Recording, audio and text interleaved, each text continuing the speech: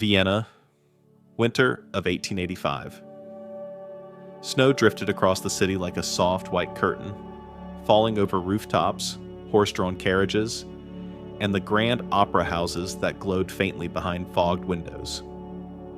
The streets were cold, almost silent, except for the distant hum of violins pouring out from cafes where musicians played waltzes to keep the night alive. Vienna was elegant, cultured, but beneath its polished surface, something restless moved, a quiet pressure, like emotions held too tightly for too long. Inside a modest apartment on Berggasse Street, a young doctor named Sigmund Freud sat hunched over his desk. The flame of his lamp flickered with every breath of wind sneaking through the old window frame. Papers were scattered everywhere. Notes, sketches, patient transcripts, theories that looked half mad to anyone else. Yet to Freud, they were clues. Faint whispers, fragments of a deeper truth he could not quite grasp. He rubbed his eyes, exhausted, but his mind refused to rest. For months, he had been encountering patients whose suffering made no medical sense. A woman who could no longer drink water, though her body cried out for it.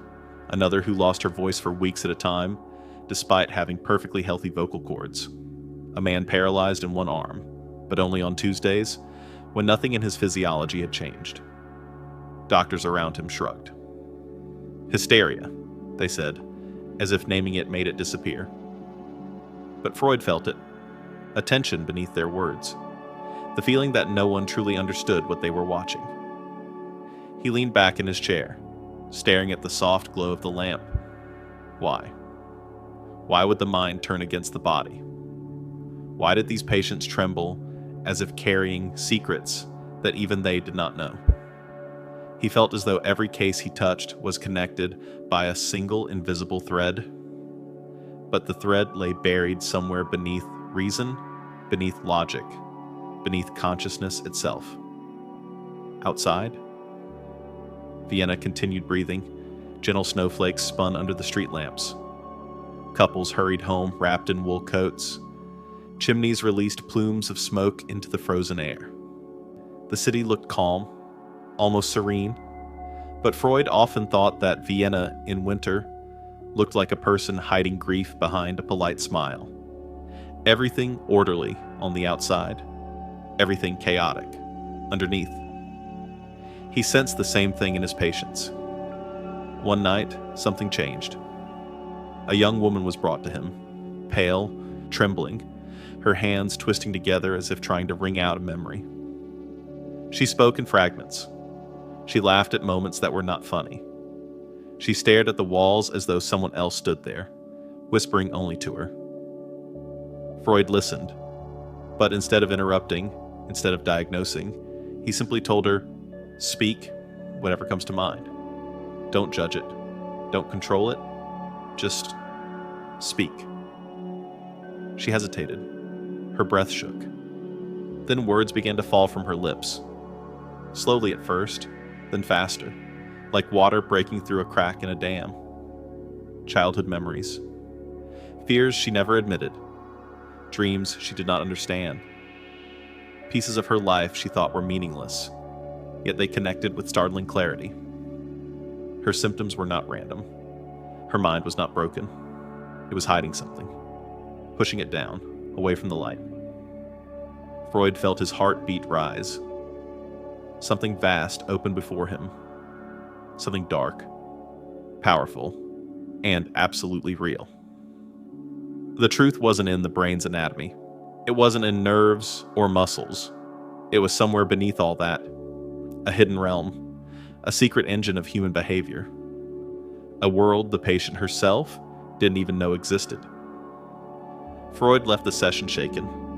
He stepped outside into the cold night, letting the icy wind strike his face.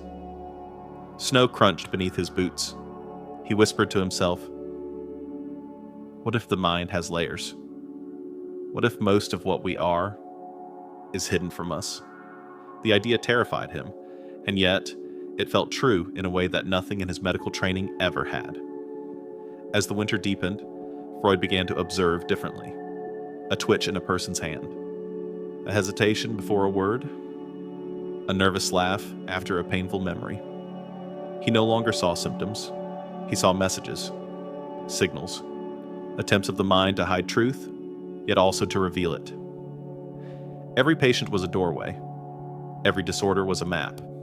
And each night, Freud returned home carrying more questions than answers. Vienna itself seemed to confirm his suspicions. By day, the city was strict, elegant, moral. By night, it revealed its cravings: gambling halls, hidden romances, forbidden passions, quiet scandals no one spoke of, but everyone knew existed.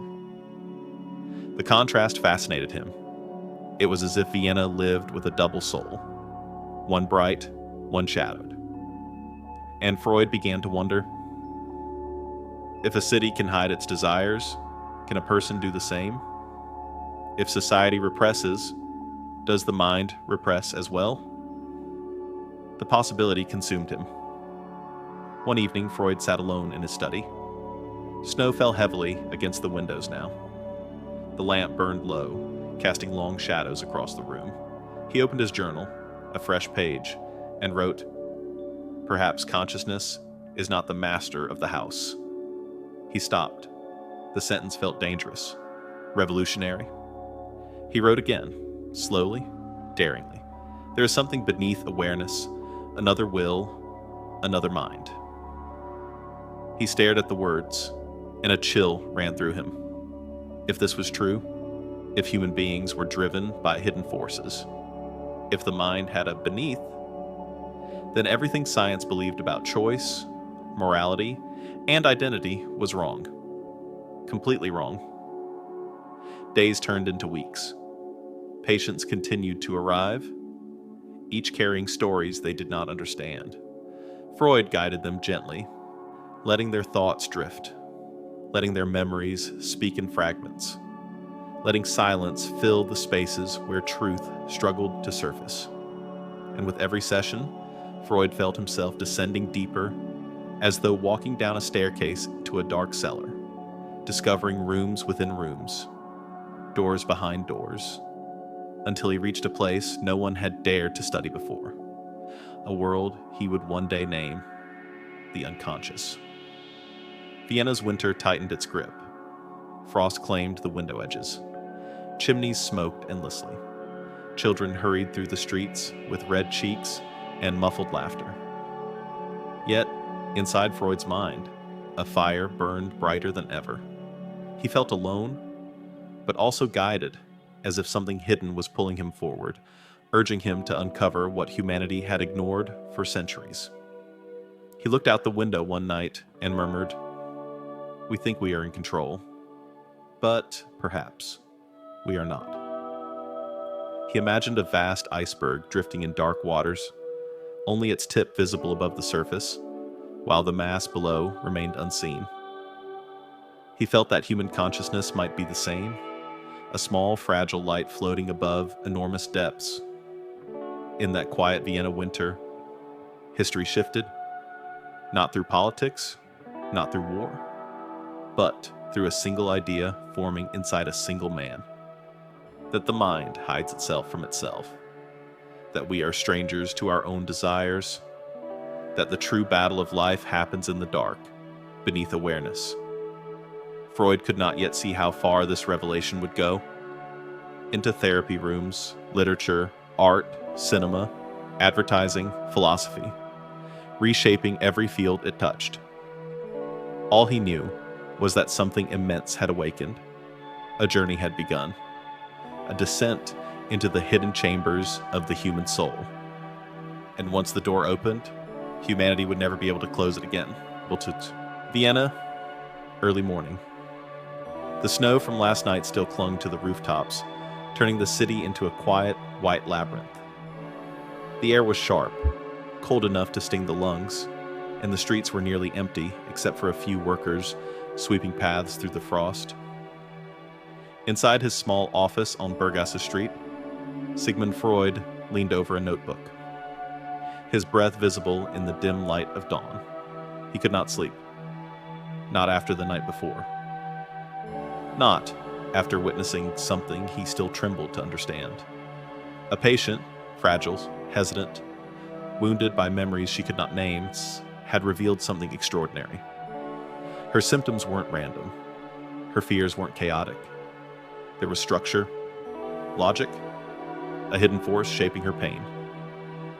Freud stared at his messy handwriting, whispers of theories he could barely articulate.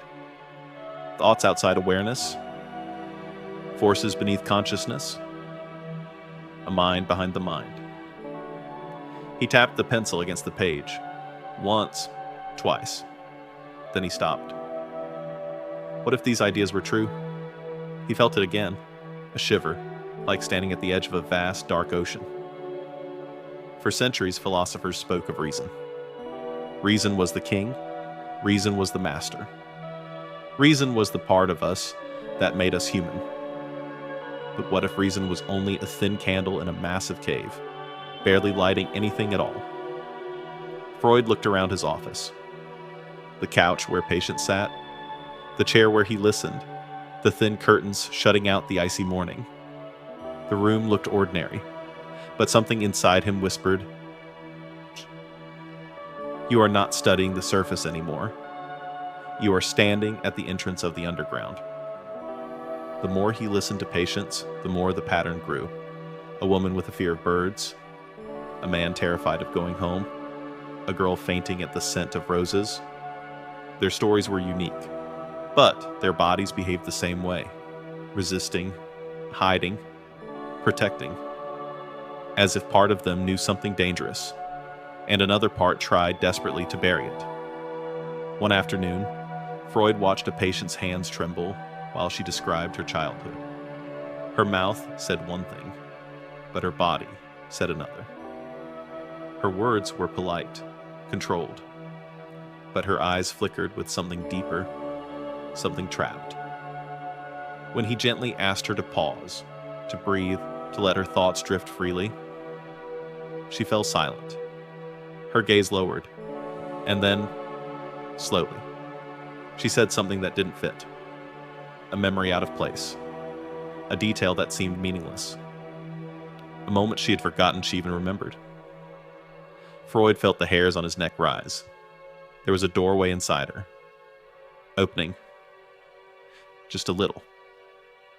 That night, Freud walked through Vienna with a storm inside his mind. The city lights reflected on the icy pavement. Carriages passed like ghosts. He watched people hurry along the streets bundled in thick coats, looking normal, calm, predictable. But he felt certain now that none of them were as simple as they seemed. Behind every ordinary gesture was an unseen impulse. Behind every polite word was a masked feeling. Behind every hesitation was a buried memory. People were not puzzles waiting to be assembled. They were labyrinths, and most of the hallways were in the dark. He stopped on a bridge overlooking the frozen river and whispered, "There's another world inside us, a world without logic, without rules, and yet it shapes everything." The idea frightened him, but it also awakened something he had ignored for years, an instinct, a curiosity, an almost reckless desire to uncover the truth. When he returned home, the lamplight felt too bright. He lowered the flame, sat at his desk, and let the silence settle around him. Then he wrote a sentence that would change the world. Consciousness is not the whole self. He stared at the words and felt the weight of them settle over him. If consciousness wasn't the whole self, then what was the rest of it? What lived beneath? What dreamed beneath? What chose beneath? He began scribbling furiously. Metaphors, diagrams, fragments of theories. He imagined a vast landscape beneath awareness. A deep chamber full of memories. A reservoir of fears. A furnace of desires. A shadow self that whispered through dreams. Slips of the tongue. Accidents. Symptoms. Mistakes. Impulses. He paused again. "Maybe we do not fully know what we want," he murmured. "Maybe part of us speaks through silence. He returned to his patients with new ears, new eyes. He listened not just to their words, but to their pauses, their stumbles, the way their voices cracked when mentioning nothing more than a name. He noticed how often people contradicted themselves, saying "I'm fine" with tears in their eyes, insisting they weren't afraid while their hands shook uncontrollably, laughing at memories that made their entire body tense. There was a split, a fracture, a hidden war inside every human being. Freud wasn't watching illness anymore. He was watching the unconscious trying to speak. Even dreams became messages. Patients came to him with strange visions. A hallway that never ended. Teeth falling out. A loved one who appeared and vanished. Running, but never moving. Before, Freud might have ignored such images, but now, he studied them like sacred texts. Dreams were chaotic on the surface, absurd, bizarre, wild. But beneath the absurdity, Freud began to see order, disguises, symbolic masks covering deeper truths. He whispered to himself late at night as snow pelted the window. Dreams are the language of the hidden self. We just don't know how to read them yet. But not everyone welcomed these ideas. Colleagues dismissed him. Nonsense, superstition, unscientific. People are rational. Thoughts don't hide. This is mysticism, Freud. But Freud felt something inside him refusing to yield. A quiet certainty, a presence. He was not inventing these ideas. He was discovering them, like an archaeologist brushing dust off ancient ruins. The unconscious had always been there. People had always lived under its shadow. They just didn't have the courage or the language to acknowledge it. As winter melted slowly into spring, something crystallized. Freud looked at his patients one morning and realized he no longer saw them as broken. He saw them as travelers lost beneath the surface of themselves. He saw their symptoms not as diseases, but as messages coded in pain. He saw their dreams not as nonsense, but as letters written in symbols.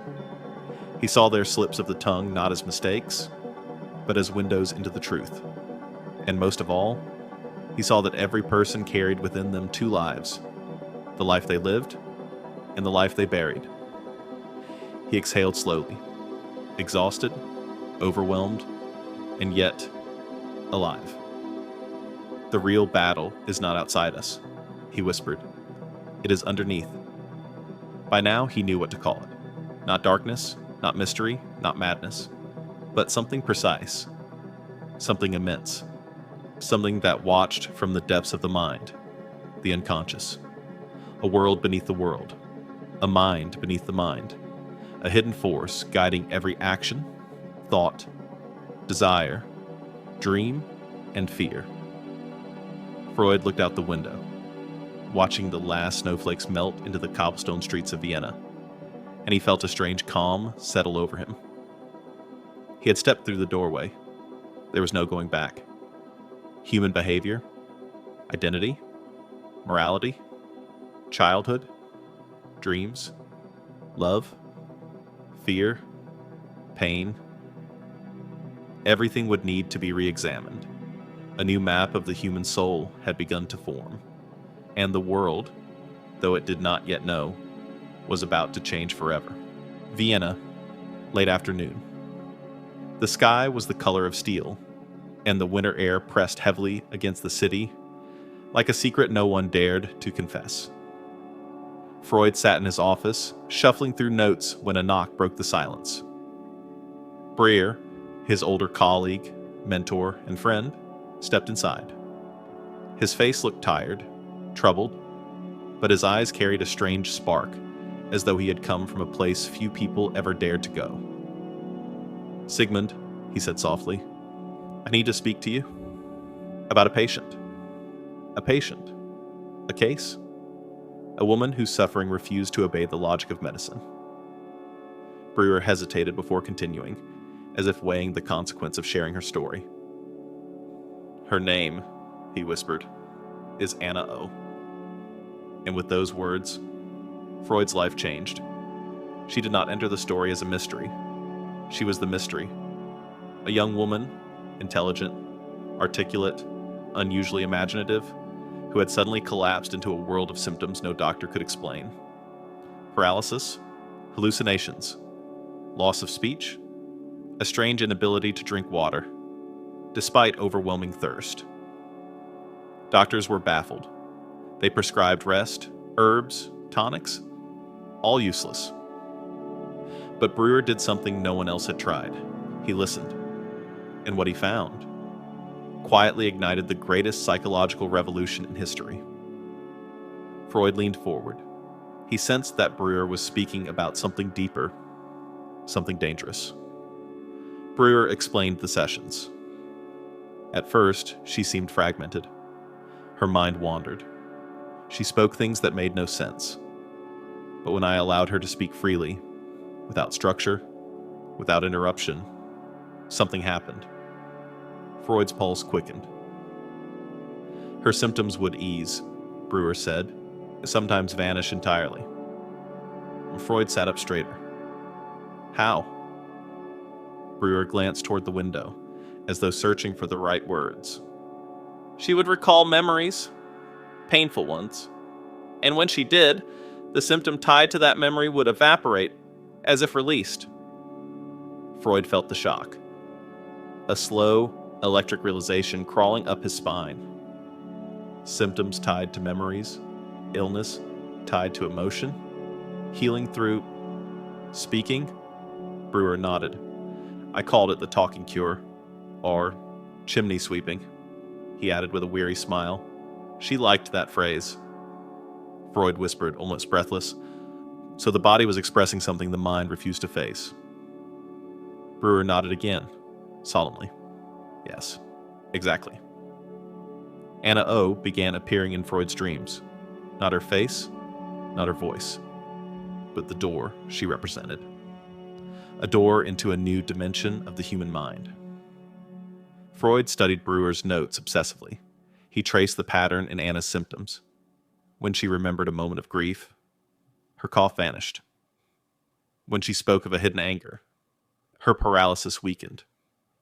When she recalled a traumatic image, her hallucinations dissolved. It was as if her body was holding memories her consciousness could not bear. And the body spoke where the mind was silent. Breuer had discovered the mechanism. Freud would be the one to name it. Repression.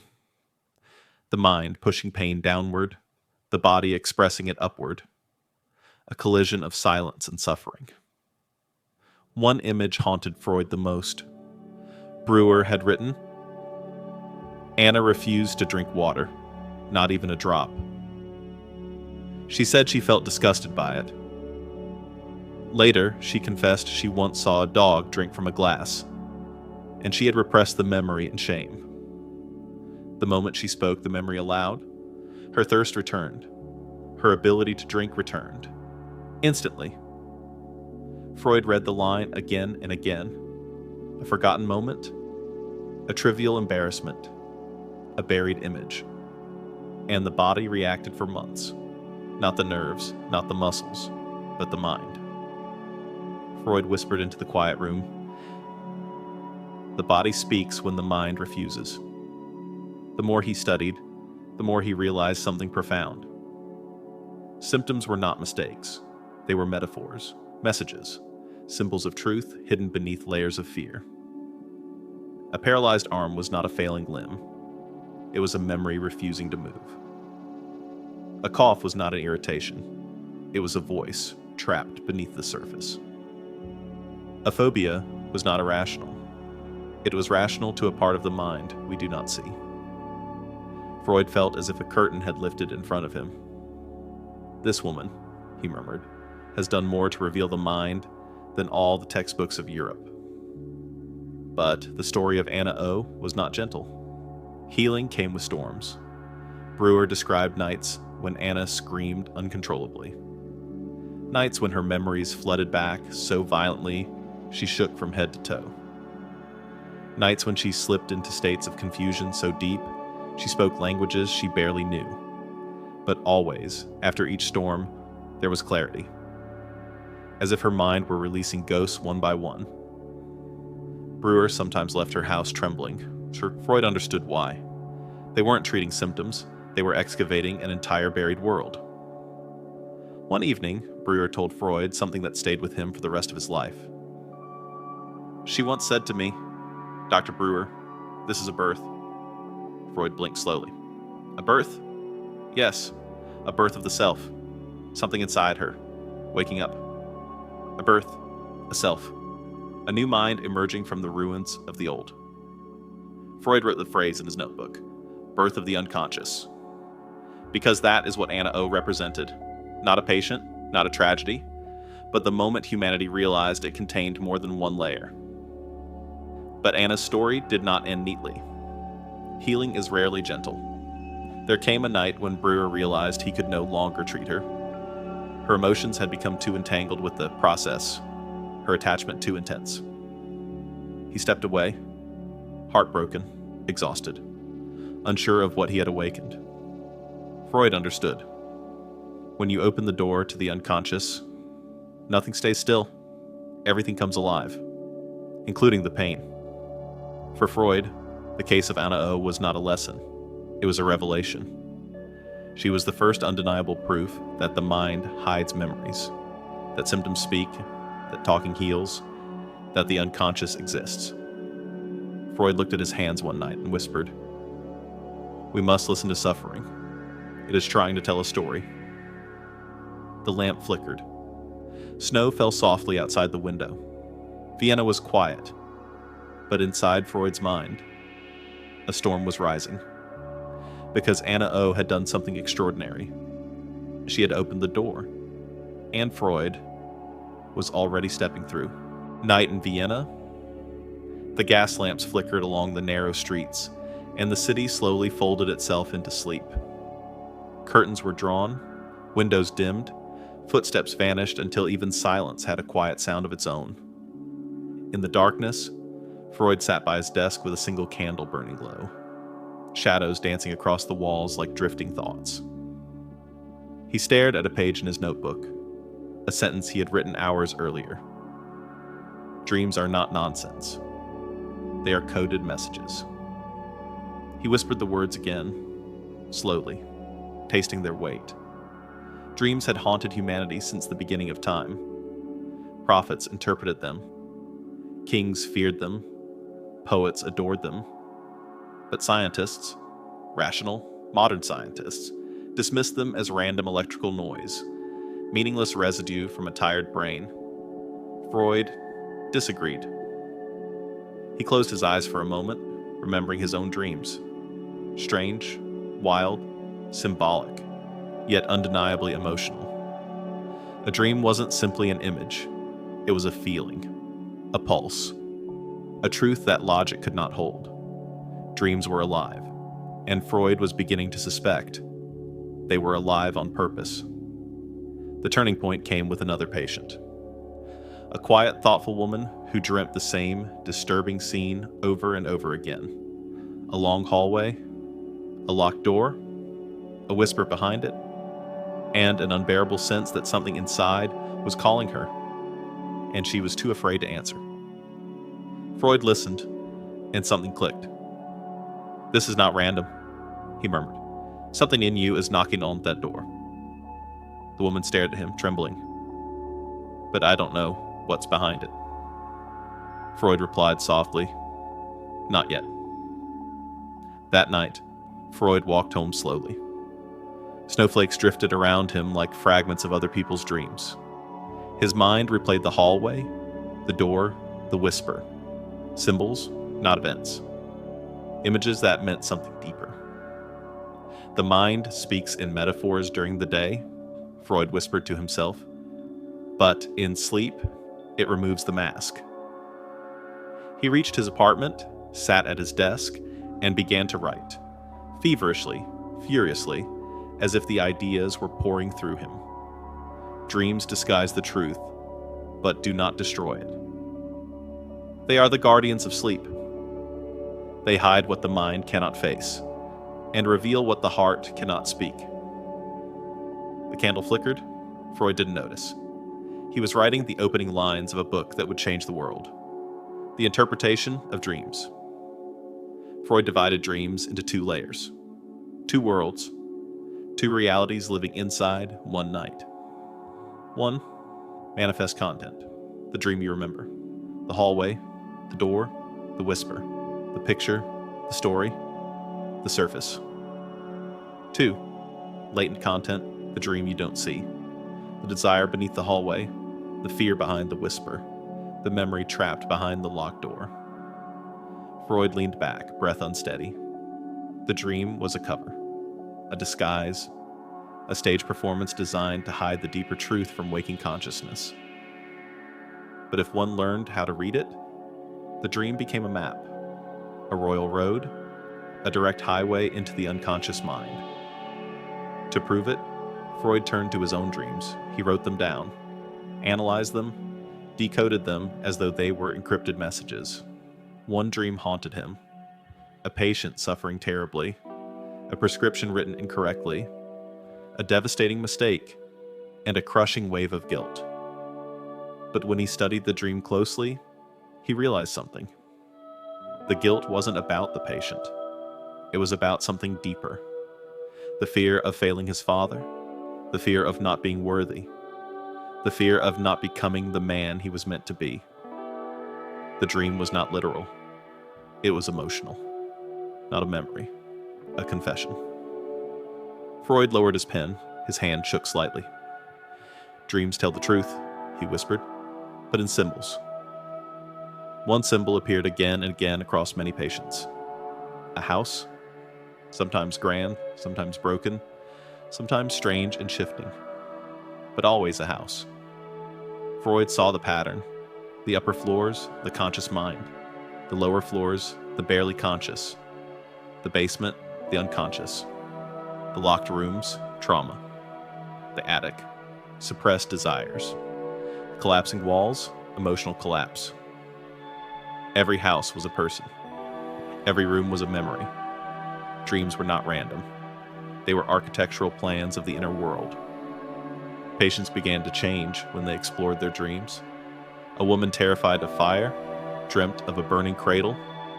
A forgotten childhood accident came back, and with it, understanding. A man with intense jealousy dreamt of a broken mirror, a symbol of a fractured sense of self-worth. A boy who stuttered dreamt he was unable to shout across a field. His quiet voice was not a speech problem, it was a wound. Freud saw it again and again. Healing begins the moment a dream is understood. Not because dreams fix the problem, but because they reveal the truth. And truth, once seen, refuses to stay buried. But the most important discovery came from something even stranger. People often dreamt the opposite of what they feared, or the opposite of what they wanted, or the opposite of what was real. A mother afraid of losing her child dreamt of happiness. A guilty man dreamt of innocence. A repressed desire appeared as a nightmare. Why? Freud paced across his office, muttering to himself, because the mind hides itself from itself. And the dream hides the hiding. The mind doesn't lie. It disguises. It protects.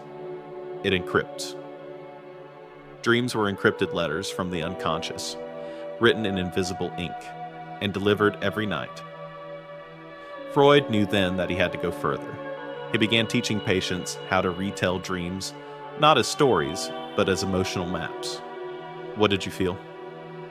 What did you fear? What did you desire? What memory does this remind you of, even faintly? Patients resisted at first. Dreams felt embarrassing, strange, childish, nonsensical. But once they allowed themselves to speak freely, something remarkable happened. They began to cry. They began to tremble. They began to remember things they had erased from waking life. Freud realized dreams are the unconscious trying to speak, and therapy is simply learning to listen. Vienna soon whispered of Freud's strange obsession. Doctors mocked him. Scientists ridiculed him. Newspapers hinted that Freud had lost his mind. But Freud did not waver.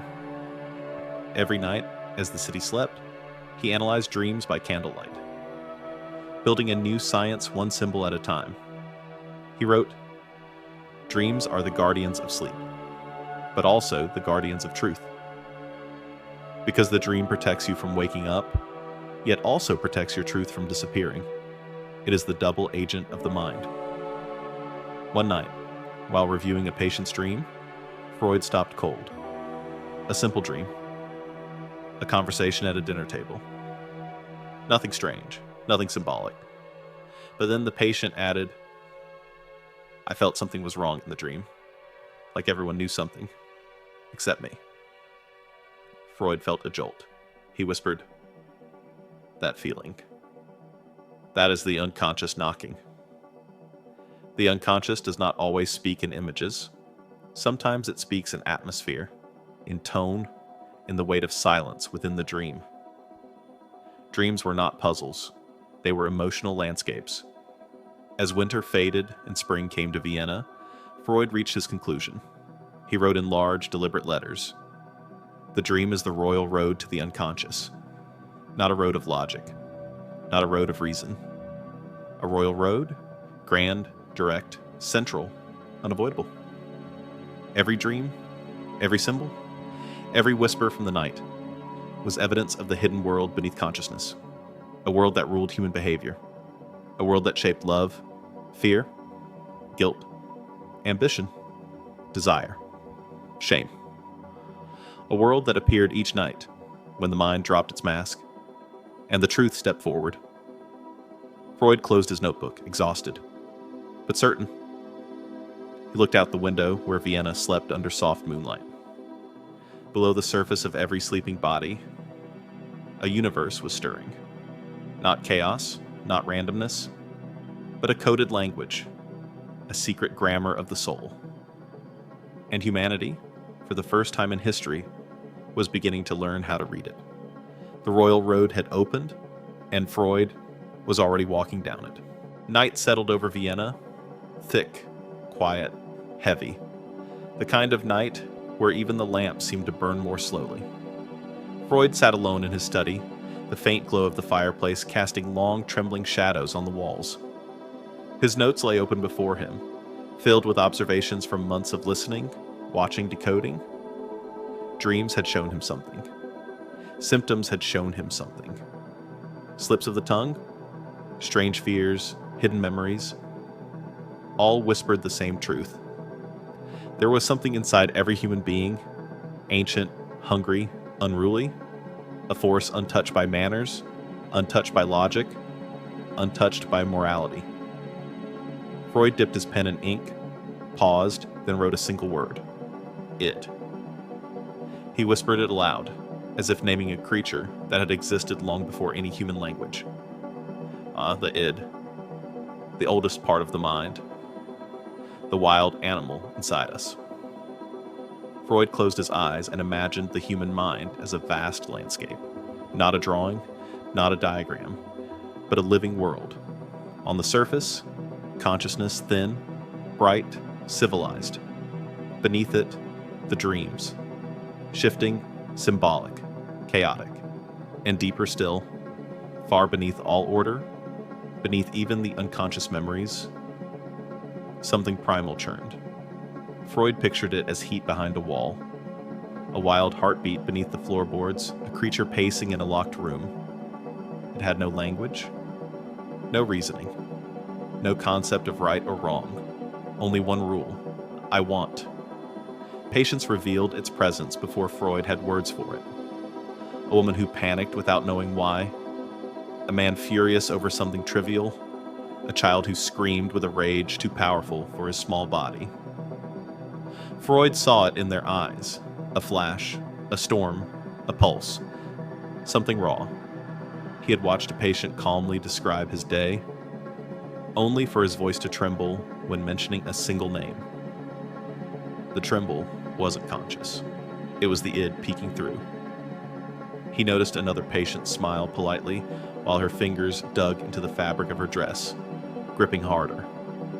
harder, as if restraining an invisible scream trapped beneath civility. That tension, that struggle, was the signal. Civilization above, instinct below, and every human being lived on that fault line. Freud began tracing the origins of this primal force, not in adulthood, not in society, but in infancy. A newborn did not wait politely for milk. It cried, loudly, violently, demanding satisfaction. A baby felt hunger. It screamed. A baby felt discomfort. It thrashed. A baby wanted warmth. It reached. No shame, no hesitation, no guilt. Just pure, unfiltered desire. Freud leaned back in his chair. The id, he whispered, is the infant that never dies. We grow, but that part remains. Buried, silent, waiting. The id does not care about consequences. It does not care about laws or promises or the feelings of others or the future. The id wants pleasure, satisfaction, relief, release, hunger, food, thirst, drink, fear, protection, loneliness, touch, desire, fulfillment. Not tomorrow, not later. Now, immediate satisfaction. Freud tapped the page with his pen repeatedly, as if feeling the heartbeat of this idea. The id, he wrote, is the engine of human behavior. Without it, nothing would move. No desire, no drive, no passion, no survival. But with it uncontrolled, chaos. He saw the id most clearly in dreams, when the mind slept, when the rational voice dimmed, when the moral voice rested, the id rose. People dreamed of flying, of running, of kissing someone they feared to approach in waking life, of punching someone they were too polite to confront, of taking back power they had lost. Dreams were the playground of the id, a place where desire could speak freely, disguised in metaphor. A dream of food became a dream of abundance. A dream of falling became fear of losing control. A dream of chasing became longing for something unclaimed. Freud began mapping symbols back to instinct, and every path led to the same root, the ancient self, the animal self, the id. It was shocking, and yet strangely beautiful. Freud realized that the id wasn't evil. It wasn't demonic. It wasn't a monster in the traditional sense. It was life itself. The pulse of survival, the spark of creativity, the fuel of ambition, the birth of desire. Without the id, humanity would starve emotionally. We would never fall in love, never fight for anything, never dream, never create. The id was dangerous, yes, but it was also sacred. Freud smiled faintly as he wrote, "The id is the dark soil from which every human flower grows." But the id is also a storm. Freud saw it in tragedies. A father who loved his children, but exploded in anger he couldn't explain. A woman who sabotaged the very relationship she cherished, pulled by desires she didn't understand. A man who gambled away his life savings, seeking pleasure he could not resist. People often said, "I don't know why I did that. I wasn't thinking. It wasn't like me." Freud's eyes would soften. "It was the id," he whispered inwardly. "The part of you that acts before you can think." A flash of jealousy, a sudden attraction, a craving for revenge, an impulse to shout, a desire to escape. These were not decisions, they were eruptions, the animal within pushing against the cage. To illustrate it, Freud used a metaphor, one that would become famous. A rider on a wild horse. The rider, the ego, the rational self. The horse, the id, the instinctual self. The horse is stronger, much stronger. The rider cannot force it. He can only guide it, and even then, only if the horse allows itself to be guided. The horse wants to run, to jump, to bite, to chase, to consume. If the rider lets go, chaos. If the rider fights too hard, destruction. Life, Freud realized, was the delicate balance between the two. Freud wrote late into the night, his hand trembling. He felt as if he were studying a beast that lived inside every person, including himself. He remembered moments of his own life, times he had felt an overwhelming urge to lash out, times he felt a strange pull toward danger or pleasure, times he knew what he should do, and yet did the opposite. It frightened him, but it also brought clarity. He whispered into the empty room, "No one escapes the id. Not saints, not scholars, not kings. We are all born with it. We all live with it. And we all spend our lives negotiating with it. And yet, Freud admired it because the id was honest. Brutally honest, unapologetically honest. It said, I want this. I fear this. I hunger for this. I ache for this. I burn for this. It did not lie. It did not pretend. It did not hide behind politeness or morality. It was the truth of emotion, stripped of civilization. Raw, unfiltered, human. Freud lifted his pen and wrote, "If you wish to understand a person's heart, study what their id cries for in silence." As dawn approached, he felt a shift inside himself. The world outside was still dark, but something in his mind had illuminated. He now understood why humanity was torn, forever caught between desire and restraint, passion and discipline, chaos and order. Because inside every human being, beneath all logic, beneath all morality, beneath all consciousness, there was a creature, ancient as fire, powerful as a storm, wild as hunger. The Adi. Freud placed his pen down and whispered, "We are not purely rational beings. We are dreamers held together by instinct. To understand ourselves, we must confront the animal within." He looked at the quiet city through his frosted window. Vienna slept, but beneath every sleeping mind, the id stirred, breathing, pulsing, waiting. The wild animal inside humanity, alive and eternal. And Freud knew this was only the beginning. Morning light crept over Vienna, soft, pale, hesitant, as though the sun itself were unsure about waking the city. Freud sat beside his window, watching the slow thaw of ice on the rooftops. After weeks of exploring the id, that wild, pulsing animal inside every human being, he felt both enlightened and unsettled. Because if the id was pure instinct, pure hunger, pure desire, then a question emerged. Who or what keeps it from destroying us? Freud exhaled slowly and turned back to his notebook. Between the pages, written in bold ink, was a single word he had circled countless times. Ego. Not ego in the modern sense, not arrogance, not pride, but something older, deeper, more delicate. A mediator, a negotiator, a fragile bridge between the storm below and the world above. Freud imagined the mind as a tense battlefield. Below, the id, roaring with ancient desires.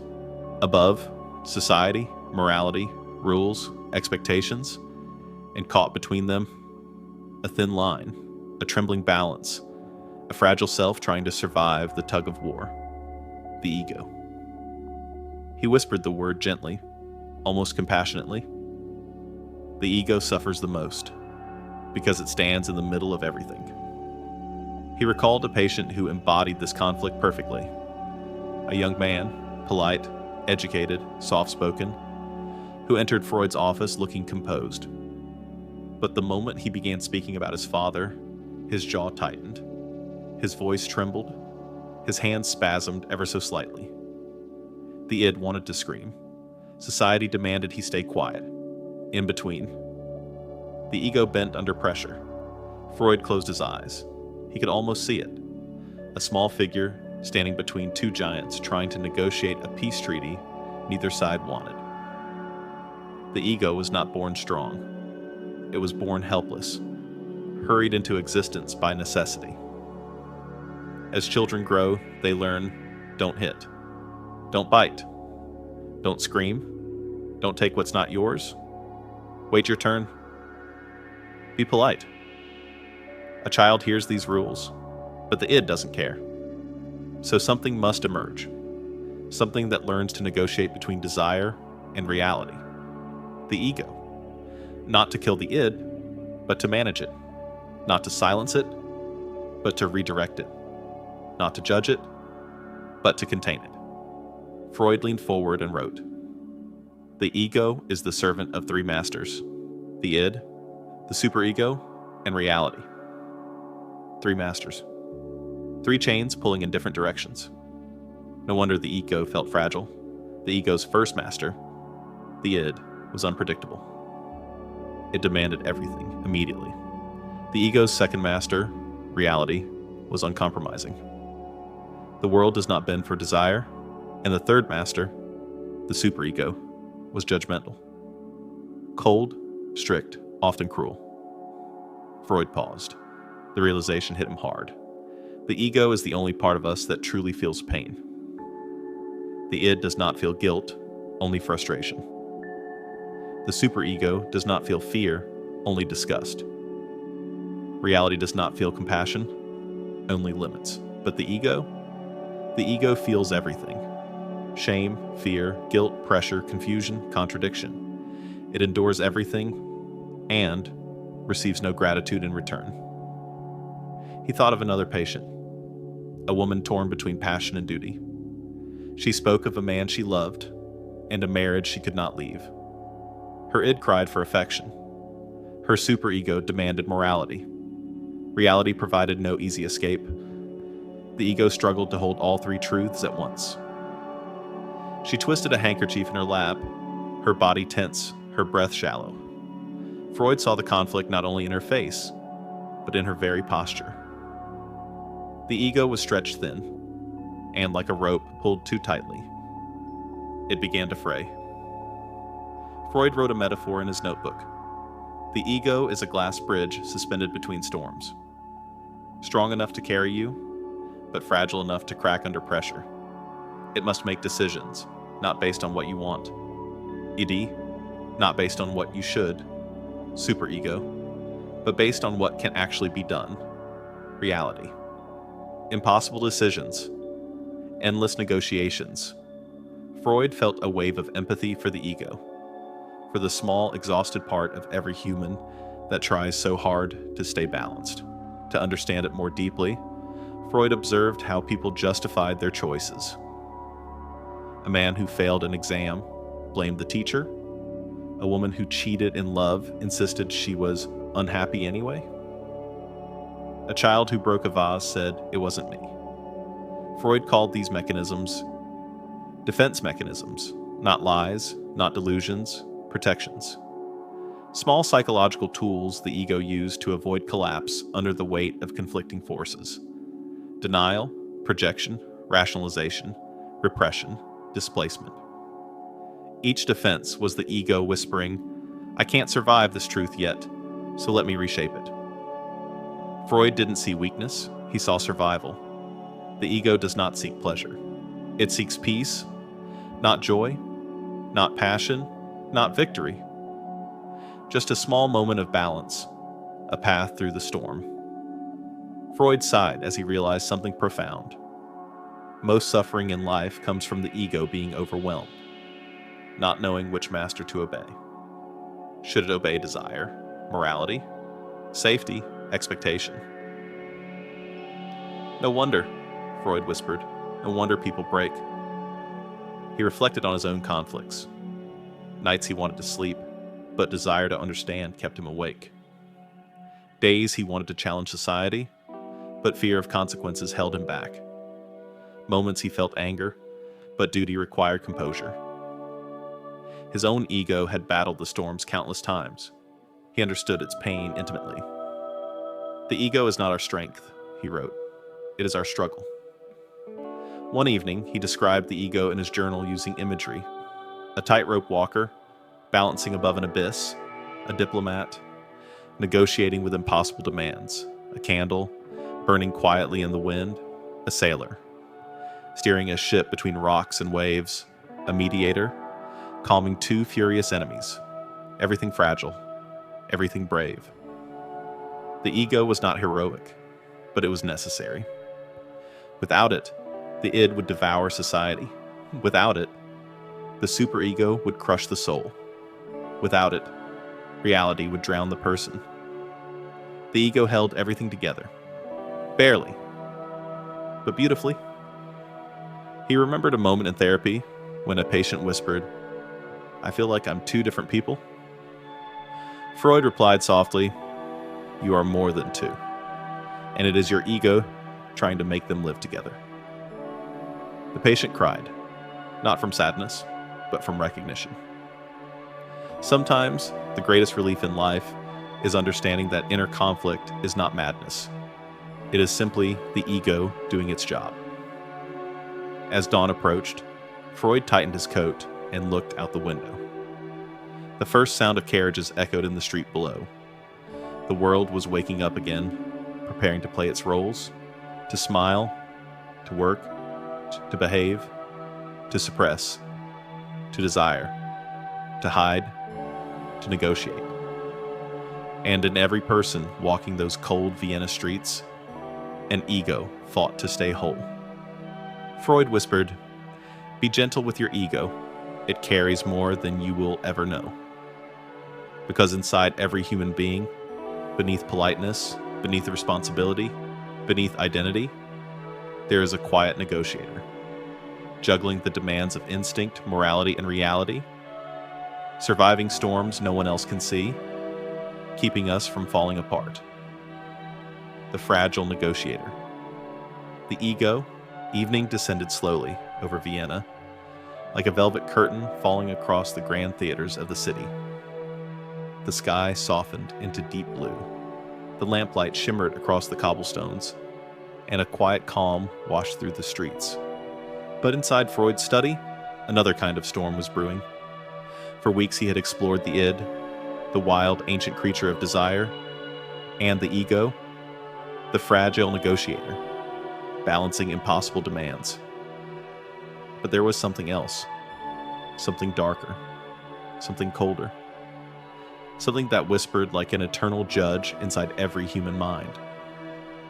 Freud dipped his pen, hesitating. Then he wrote the word that had been haunting him, superego. He stared at it as if he had summoned a ghost. If the id was desire and the ego was negotiation, then the superego was law. Not law written in books, not law enforced by police, but internal law, invisible, relentless, unforgiving. A law that lived inside the mind long after childhood had ended, long after parents had faded, long after society had stopped watching. A law that judged, evaluated, punished, and demanded perfection. Freud whispered, "The superego is the voice we inherit and the voice we fear." Its roots, Freud realized, began in childhood. A child touches something forbidden. "No!" shouts the parent. A child cries too loudly. "Stop that! Behave!" A child asks for too much. That's selfish. Love becomes conditional. Affection becomes reward. Approval becomes currency. And slowly, the child learns, I must act a certain way to be loved. I must behave to be accepted. I must obey to stay safe. Freud closed his eyes. The child internalizes the parent. Not just the rules, but the tone, the judgment, the disappointment. The parent's voice becomes an inner echo. That echo grows up with us, transforms, strengthens, sharps into a blade. It becomes the superego. Freud saw the superego everywhere, in the quiver of a patient's lip when they said they felt not good enough, in the guilt someone felt although they hadn't done anything wrong, in the shame that lived in people who simply wanted to be loved, in the impossible standards people chased until they collapsed. One patient, a brilliant musician, trembled as he confessed, "I can't compose anymore. Every note I write, I hear my father telling me it's not good enough." Freud listened quietly. The father was long gone, but his voice lived on. not as memory, but as a judge, the superego. The superego had two faces. Freud identified them carefully. One, the ideal self, who you think you must become. Perfect, successful. Moral, controlled. Two, the inner critic, who you fear you already are, flawed, guilty, shameful, unworthy. The gap between these two faces was the space where human suffering grew. Freud wrote, "The superego does not let us rest.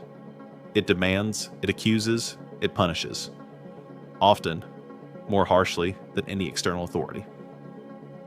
He remembered another patient, a gentle woman with trembling hands. She smiled politely, spoke softly, apologized for everything. If her tea was too warm, sorry. If she took time to think, sorry. If she expressed a need, sorry. Freud finally asked her, "What are you apologizing for?" She looked at him with empty eyes. "For being me." Freud felt the weight of her answer. It wasn't fear of the world, it was fear of herself.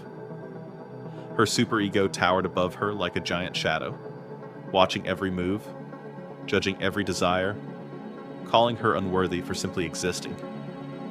Nothing the id wanted was acceptable. Nothing the ego negotiated was enough. This was not morality. This was self-punishment. Freud imagined the superego as a judge seated high above the mind, stone-faced, expressionless, holding a scale that never balanced. It whispered, "You should do better. You should be better. You should not feel that. You should not want that. You are wrong. You are selfish. You are guilty." A whisper that felt like truth, but Freud knew. It was not truth. It was the ghost of childhood authority, a ghost pretending to be morality, a ghost that punished more than it protected. The superego had no mercy. Freud wrote, "While the id is primitive, the superego is tyrannical. The id may scream, but the superego shames. The id demands pleasure, but the superego demands purity. The id wants satisfaction, but the superego wants obedience. Too much id, chaos. Too much superego, depression." Freud had seen both destroy lives. He returned to the metaphor of the mind as a landscape. The id, the wild forest, the ego, the fragile bridge, the superego, the mountain of ice, cold, massive, unmovable. Freud felt a chill as he wrote, "And the ego is trapped between the fire below and the ice above.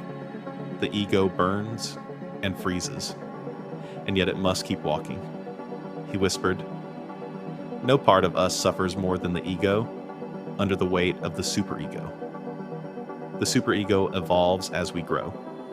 As adults, it is shaped not just by parents, but by society, teachers, religion, culture, tradition, reputation, expectation. The inner voice now speaks with many tongues. Don't fail. Don't be weak. Don't disappoint others. Don't be different. Don't show emotion. Don't desire too much. People believe it is their conscience." Freud disagreed. "It is not morality," he wrote. "It is internalized authority. Morality comes from compassion. The superego comes from fear." He observed how the superego punished people in silence. A man who achieved everything he dreamed of, but felt empty. A woman who cared for everyone, but hated herself in secret. A child who obeyed every rule, yet cried alone at night. These were not failures of identity. These were victories of the superego, standing over their hearts like an unyielding judge. Freud found evidence everywhere, even in dreams. Dreams of falling, fear of failure. Dreams of being chased, fear of judgment. Dreams of being naked in public, fear of exposure. Dreams where someone is punished, or humiliated, or watched by crowds. These were not random. These were the superego's night patrol, the mind policing itself, punishing itself, even when asleep. Freud's greatest insight landed one quiet night. He wrote, The superego does not care about truth. It cares about control. The id seeks pleasure. The ego seeks balance. The superego seeks dominance. And when the superego becomes too powerful, the mind becomes a prison. People stop living. They start obeying. They walk through life avoiding mistakes instead of pursuing meaning. They act out of fear instead of love. They punish themselves for desires every human being has. Freud whispered, to heal is to soften the superego, to let compassion replace judgment, to let humanity replace perfection. He looked at his notes and felt a mix of awe and sadness. The human mind was not only a place of dreams and desires, it was also a courtroom, and every person carried a judge inside. A judge they did not choose. A judge they did not question. A judge they obeyed without knowing. He closed his notebook gently. The superego is the heaviest burden we carry, he murmured. A burden inherited? A burden misunderstood? A burden that shapes the very way we breathe. Freud looked out into the quiet Vienna night. People walked home under the lamplight, heads down, shoulders tense, hearts heavy, every one of them battling the same silent critic, every one of them trying to be enough, every one of them punished for wanting to be human. And Freud knew. To understand the superego is to understand why humanity suffers in silence. Night returned to Vienna like a whispered confession. Soft shadows stretching across narrow streets, chimneys releasing thin trails of smoke, and the faint hum of life melting into silence. Inside his dimly lit study, Freud leaned over a fresh page in his notebook, the ink still wet from the last sentence he had written. The ego survives by playing secret games. He stared at the words. For months, he had mapped the id, the wild pulse of desire. He had dissected the superego, the cold judge, relentless and unforgiving. He had listened to the ego, trembling beneath impossible expectations. But now he saw something else. Something subtle. Something quiet. A secret dance the mind performed in order to stay alive. He whispered to himself, defense mechanisms. Invisible strategies, unconscious maneuvers, little lies, little disguises, little protections that kept the fragile ego from breaking. It began with a single observation. A woman spoke of her husband, kindly, proudly, claiming she felt no anger toward him. But her lips trembled, her hands tightened, her eyes clouded in a way she herself did not notice. Freud realized the body tells the truth when the mind is too afraid. The ego, overwhelmed by a painful emotion, had done something remarkable. It had hidden the emotion from her, buried it, locked it, disguised it. This was repression, the first of many defense mechanisms Freud would discover. 1. Repression, the silent burial. Repression is not forgetting. It is forced forgetting. The mind pushes a memory, a desire, a fear deep underground where consciousness cannot reach it. Freud saw it in patients who insisted their childhoods were happy, yet trembled at the mention of a father or mother. He saw it in adults who claimed to have moved on, yet were haunted by dreams they could not explain. Repression is the mind whispering, I cannot feel this. I cannot know this. Not yet. It is survival, but at a cost, because what is repressed returns. In nightmares, in symptoms, in slips of the tongue, in unexplained tears. Freud rubbed his eyes as he wrote, repression is the cornerstone of the unconscious. 2. Denial, closing the eyes. Some truths are too heavy, too frightening, too overwhelming, so the mind refuses to see them. Denial is not blindness. It is turning away. Freud once treated a man who insisted his marriage was perfect, even though his wife had packed her belongings and left the house a week earlier. Another patient smiled as she said, I'm fine, truly fine. Moments later, she collapsed in sobs she didn't expect. Denial is the mind whispering, if I don't acknowledge it, it isn't real.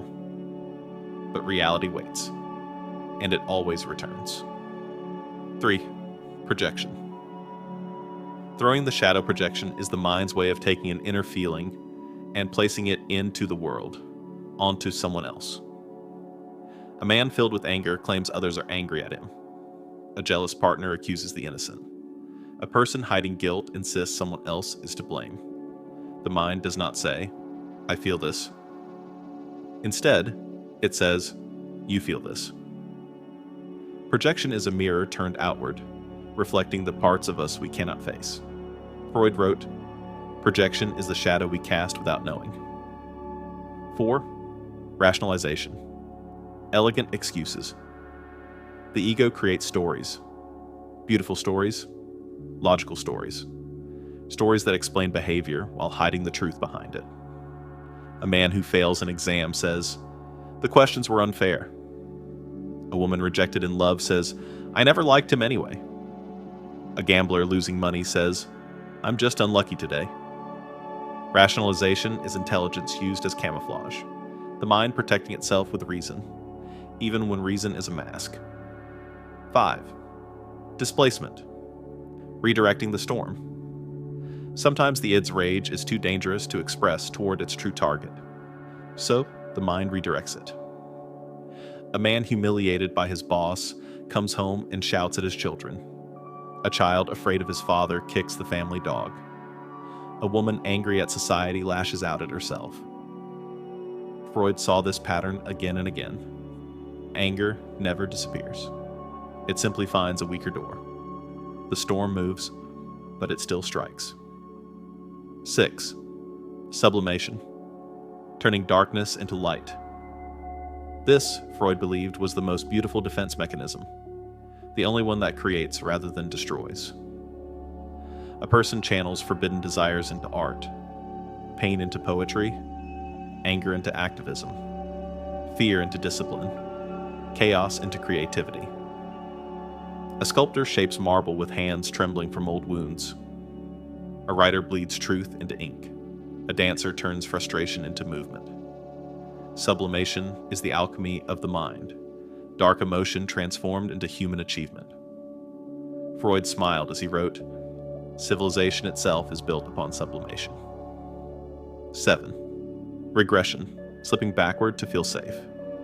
When overwhelmed, some adults revert to childish behaviors, crying like a child, seeking caretaking, clinging, retreating into fantasy. It is not immaturity. It is a return to a time when life felt safer, when the ego was smaller, but the world felt simpler. Freud had a patient who, under extreme stress, curled into a ball on the couch, just as she had done as a child, hiding from her parents' arguments. Regression is a retreat into innocence when the present feels unbearable. 8. Reaction formation, becoming the opposite. When a forbidden feeling threatens the ego, the mind disguises it by embracing the opposite. A person who feels hatred acts overly kind. A person afraid of their own desire becomes rigidly moral. A person harboring anger becomes unusually polite. The inner truth is inverted, like a mask worn tightly over the original expression. Freud wrote, reaction formation is the ego's theater. The performance protects the actor from their own emotions. 9. Compensation, filling inner voids. People who feel inadequate in one area overcompensate in another. A man insecure about love obsesses over success. A child who feels invisible works tirelessly for praise. A woman who fears mediocrity strives for impossible perfection. Compensation is the mind shouting, I'm enough, even if I don't believe it. It is a desperate attempt to fill an inner emptiness that logic cannot touch. 10. Intellectualization, thinking to avoid feeling. The ego hides behind logic, behind analysis, behind cold reason. A person who receives tragic news begins listing facts. A grieving man lectures about biology instead of mourning. A terrified patient analyzes crime statistics instead of admitting fear. Intellectualization is a fortress of thoughts built to protect the fragile heart. Freud wrote, "The mind can drown emotion in logic to survive the moment." Freud closed his notebook and exhaled. He felt a deep ache, not for himself, but for humanity. The mind was brilliant, resourceful, creative, and also terrified. Terrified of truth, terrified of pain, terrified of desire. The ego, small, overwhelmed, trembling, used every tool it could to protect itself. These defenses were not flaws. They were survival, not weaknesses, adaptations. Freud whispered, "The mind defends itself the way the body heals wounds, with scars, with bandages, with creative illusions." He imagined the defenses as dancers in a dark theater, one jumping in to catch a falling memory, one pulling a curtain over a shameful truth, one dimming the lights on a desire too bright, one painting over the cracks in a breaking heart. Quiet, invisible, working tirelessly. Each defense mechanism was the ego's way of saying, "Not now, not like this. Let me survive." But Freud also knew the danger. What protects us can eventually imprison us. Repression can suffocate. Denial can blind. Projection can isolate. Rationalization can deceive. Sublimation can burn out. Intellectualization can freeze the soul. Every defense carried a price. Healing began when a person gently, bravely, compassionately began to see the game, to understand it, to loosen its hold. Freud put down his pen. "The mind," he whispered, "is both the prisoner and the escape artist." He looked out at the sleeping city. Every home held a story. Every person carried secrets. Every heart hid its wounds with quiet ingenuity. And beneath all of it, the ego played its eternal game to keep the self alive. Freud felt awe, not at his own theories, but at the resilience of the human mind. "The defenses," he whispered, "are not lies. They are love, self-love in its most fragile form." Dawn broke gently over Vienna, a pale wash of gold spreading across the rooftops, the fog lifting the way memories slowly rise from sleep. Freud sat by the window, his notebook resting on his knee, watching the city awaken. Bakeries opening their doors, carriages clattering across the stones, children running to school with sleepy brightness in their eyes. Children. The sight always stirred something in him, because the more he explored the human mind, the desires of the id, the negotiation of the ego, the judgments of the superego, the clearer one truth became. Everything begins in childhood. Everything. Not metaphorically. Not symbolically. Literally. Freud whispered to himself, "Childhood is not the beginning of the story. It is the story." He had seen the pattern for years, quietly, relentlessly. Adults arrived in his office with heartbreaks, anxieties, phobias, self-doubt. But when the layers were peeled back, when the defenses fell, when the silence broke, beneath all of it was childhood. A girl terrified of thunderstorms. Because as a child, she hid under the table, while her parents screamed at each other during a storm. A man who could not trust anyone, because he once ran to his mother for comfort and found her arms were cold. A woman who chose distant lovers, because distance felt like home. Freud saw it again and again. The past does not stay in the past.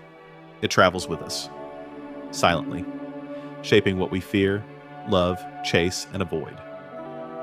Freud pictured childhood as a blueprint rolled tightly inside the mind, hidden, forgotten, but always there.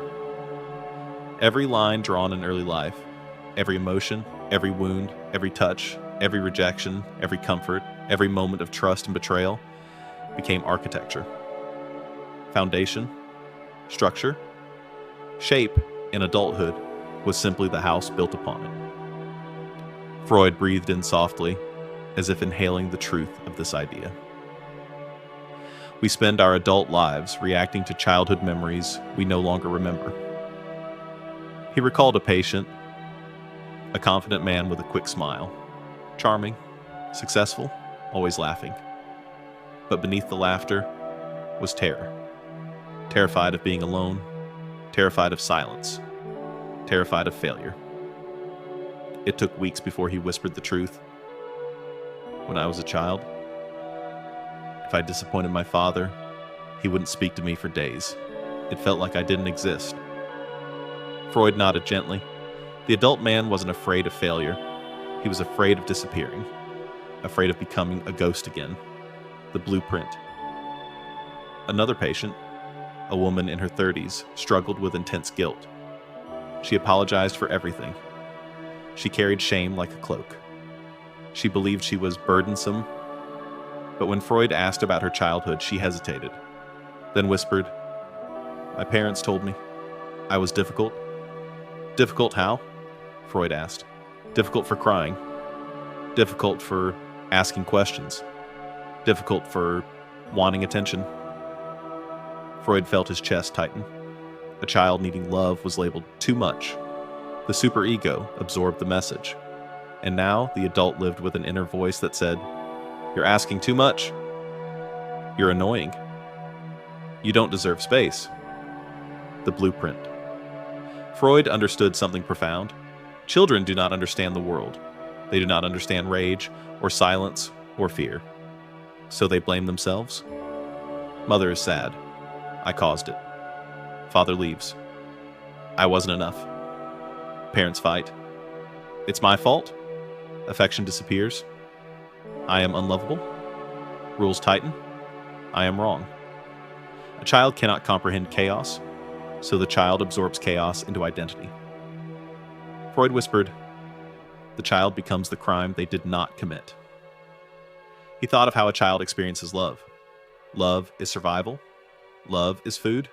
Love is warmth. Love is safety. When love is withheld, even unintentionally, the child learns love must be earned. And adulthood becomes a performance. Overworking, overgiving, overpleasing, over-apologizing, over-sacrificing. The blueprint. Freud observed how childhood shaped even the simplest behaviors. A child ignored becomes an adult who fears visibility. A child controlled becomes an adult who fears freedom. A child humiliated becomes an adult who fears vulnerability. A child rarely praised becomes an adult who cannot feel proud. A child comforted becomes an adult who seeks connection. A child respected becomes an adult who trusts themselves. Nothing is random. Nothing is accidental. The blueprint. Freud remembered another case. A young woman who felt inexplicable grief. She could not explain it. Could not name it. Carried it like a stone in her chest. Until one session. She described being 5 years old, waiting at a window for her mother, who never returned that evening. Not forever. Not tragically. Just late. But to a child, late feels like abandoned. The adult still felt the echo. Freud wrote, "A child feels eternity in minutes." The blueprint. He explored how the unconscious preserves childhood sensations. Not exact memories, not photographs, but feelings, a tone of voice, the slam of a door, the weight of footsteps, a shadow in the hallway, a scent in the air, a silence that lasted too long. These sensations become internal weather patterns. The adult storms because the child once trembled. Freud murmured, "We react to the present through the emotional lenses of the past." He then turned to the concept that shocked the world: fixation. Not in a disturbing sense, but in an emotional one. A moment too intense, too confusing, too painful, and part of the child's development freezes. Like a page the mind cannot turn, the adult continues growing, but the emotion stays 5 years old, 7 years old, 10 years old. A grown body with a child's wound inside.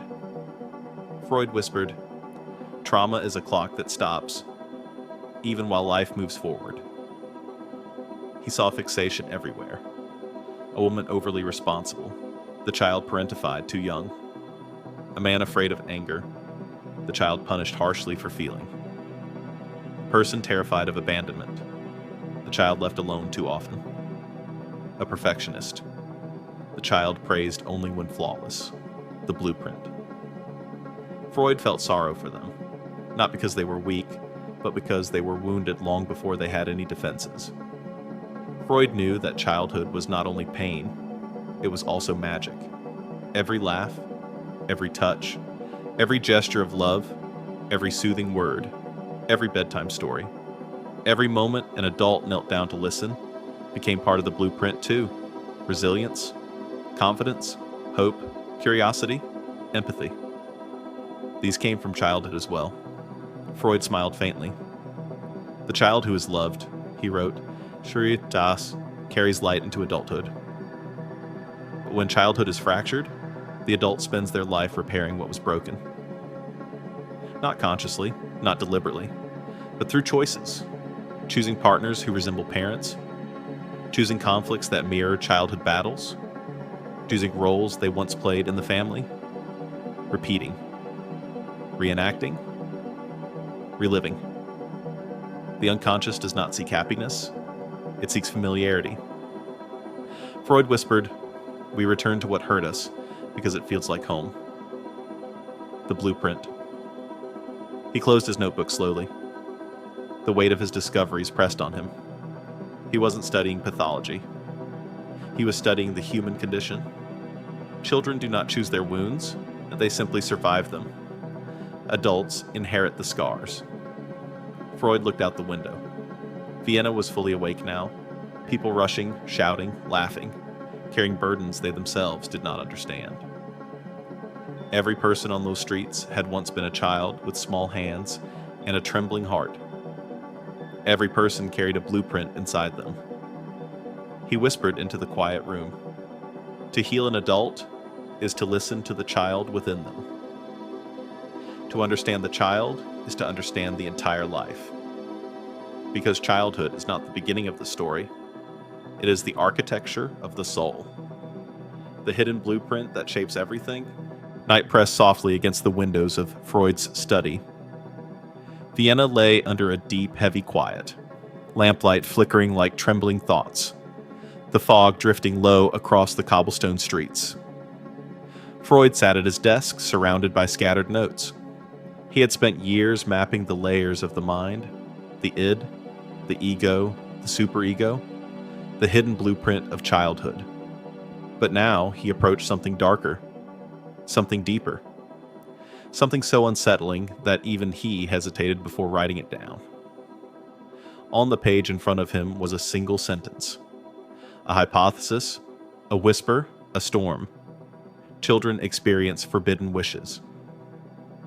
Freud stared at the words, his breath slow, his pulse steady, as if preparing to step into a psychological thunderstorm. He whispered, "The Oedipus complex. The most explosive idea I have ever touched." It began with stories, old stories. Freud had always been fascinated with Greek tragedy, and the tale of Oedipus Rex held him in its grip. A king fated to kill his father and marry his mother, blind to his desires, haunted by destiny. To ancient Greeks, it was myth. To Freud, it was metaphor, a mirror reflecting a deeper psychological truth. Freud did not believe children wanted to harm their parents literally, but emotionally, symbolically, unconsciously, something powerful was happening, something every family felt, but no one dared to speak. Freud watched children closely, not with suspicion, but with curiosity. He noticed a strange pattern. A little boy clung fiercely to his mother whenever the father entered the room. A girl grew stiff and defensive whenever her mother approached the father with affection. Young children throwing tantrums when their parents hugged each other, crying, interrupting, demanding attention. These behaviors repeated across families, cultures, backgrounds, personalities. The same emotional pattern, the same subtle tension, the same triangle. Freud murmured, Something ancient is unfolding in every household on earth. It was not about lust, not about literal desire, not about corruption. It was about attachment, dependency, fear of losing love. A child's first love is the parent who soothes them, feeds them, protects them, holds them in warmth and safety. For a boy, that love is often his mother. For a girl, that love is often her father. Not in an adult sense, not sexual, but deeply emotional, instinctual, and wherever there is a precious love, there is fear of losing it. Where there is fear, there is jealousy. Where there is jealousy, there is rivalry. Freud saw this everywhere. He described a scene from his clinical notes. A boy, no older than 4, scowling at his father. The father tried to hug his wife, and the boy shoved himself between them, pushing the man away with tiny, determined hands. "My mommy," the boy said. "Mine." The father laughed. The mother blushed. But Freud felt a tremor. Behind the childlike innocence was a storm of emotions he could not express. Love, fear, rivalry, confusion, possessiveness, identity. A storm the child could not understand, so the unconscious handled it. Freud saw the same in little girls. A girl glaring at her mother when her father lifted her into his arms. A girl sulking when father showed affection to anyone else. A girl seeking approval from the father with a seriousness unusual for her age. Freud saw patterns, not isolated incidents, not accidents, universal patterns, repeating across families like nature's secret script. He whispered, "Children rehearse emotional battles long before they understand them." And then, the breakthrough. Freud noticed something peculiar. Around age 5 or 6, the fierce possessiveness faded. Boys grew closer to their fathers. Girls grew closer to their mothers. The rivalry softened. The jealousy dissolved. The storm calmed. The child accepted boundaries, accepted roles, accepted social reality. The energy once directed toward the parent was redirected outward, toward playmates, friendships, the broader world. Freud saw something remarkable. Nature had designed a psychological crisis and a natural resolution, a rite of passage, a necessary developmental step. But when unresolved, when suppressed, when distorted, the blueprint became fractured. Adulthood bore the scars. Freud proposed the radical idea. A child's early attachments shape their future relationships. A boy's relationship with his father becomes the model for power, rivalry, authority. A boy's relationship with his mother becomes the model for intimacy, warmth, expectation. A girl's relationship with her father becomes the template for affection, validation, admiration. A girl's relationship with her mother becomes the template for identification, competition, self-worth. Freud saw this pattern reflected in adults, people choosing partners who resembled their parents, people drawn to familiar emotional dynamics, even painful ones, people repeating childhood conflicts in adult relationships, not consciously, not deliberately. But because the unconscious returns to the blueprint it knows, he whispered, "The heart returns to its first teachers." Of course, Freud's idea sparked outrage. Scientists accused him of corruption. Priests condemned him as immoral. Colleagues distanced themselves. "How dare you," they said, "suggest that children harbor such feelings?" But Freud stood firm, not because he wanted to provoke, but because the emotional data was undeniable. He was not talking about sexual intent, but symbolic desire, not literal competition, but emotional positioning, not adult passion, but childhood confusion over love, attention, and identity. Human beings, Freud believed, were not evil, just incomplete. Incomplete creatures learning to navigate instinct, love, and fear. Freud returned to Greek myth to explain it more elegantly. Oedipus did not seek his fate. He stumbled into it blindly, driven by forces he could not see, just as humans are driven by unconscious emotional currents. The tragedy of Oedipus was not that he committed a crime, but that he did not understand himself. Freud wrote, "Every person must confront their origins to understand their destiny." It was not about sin, it was about self-knowledge, understanding the storm to find calm. Freud saw the Oedipus complex as the emotional crucible of childhood, a fire that shapes identity, a struggle that molds the heart, a conflict that teaches the child about love, limits, boundaries, and belonging. When navigated naturally, it leads to psychological maturity. When unresolved, it traps the adult in patterns of insecurity, dependency, jealousy, or fear of abandonment. Freud whispered, "We repeat what we do not resolve. We reenact what we cannot name. The storm returns until the blueprint is understood." He finished writing his notes and leaned back in his chair. Outside, the moon hung low over Vienna, casting soft light across the quiet streets. Freud felt the weight of his discovery. He knew the world would resist him, mock him, misunderstand him.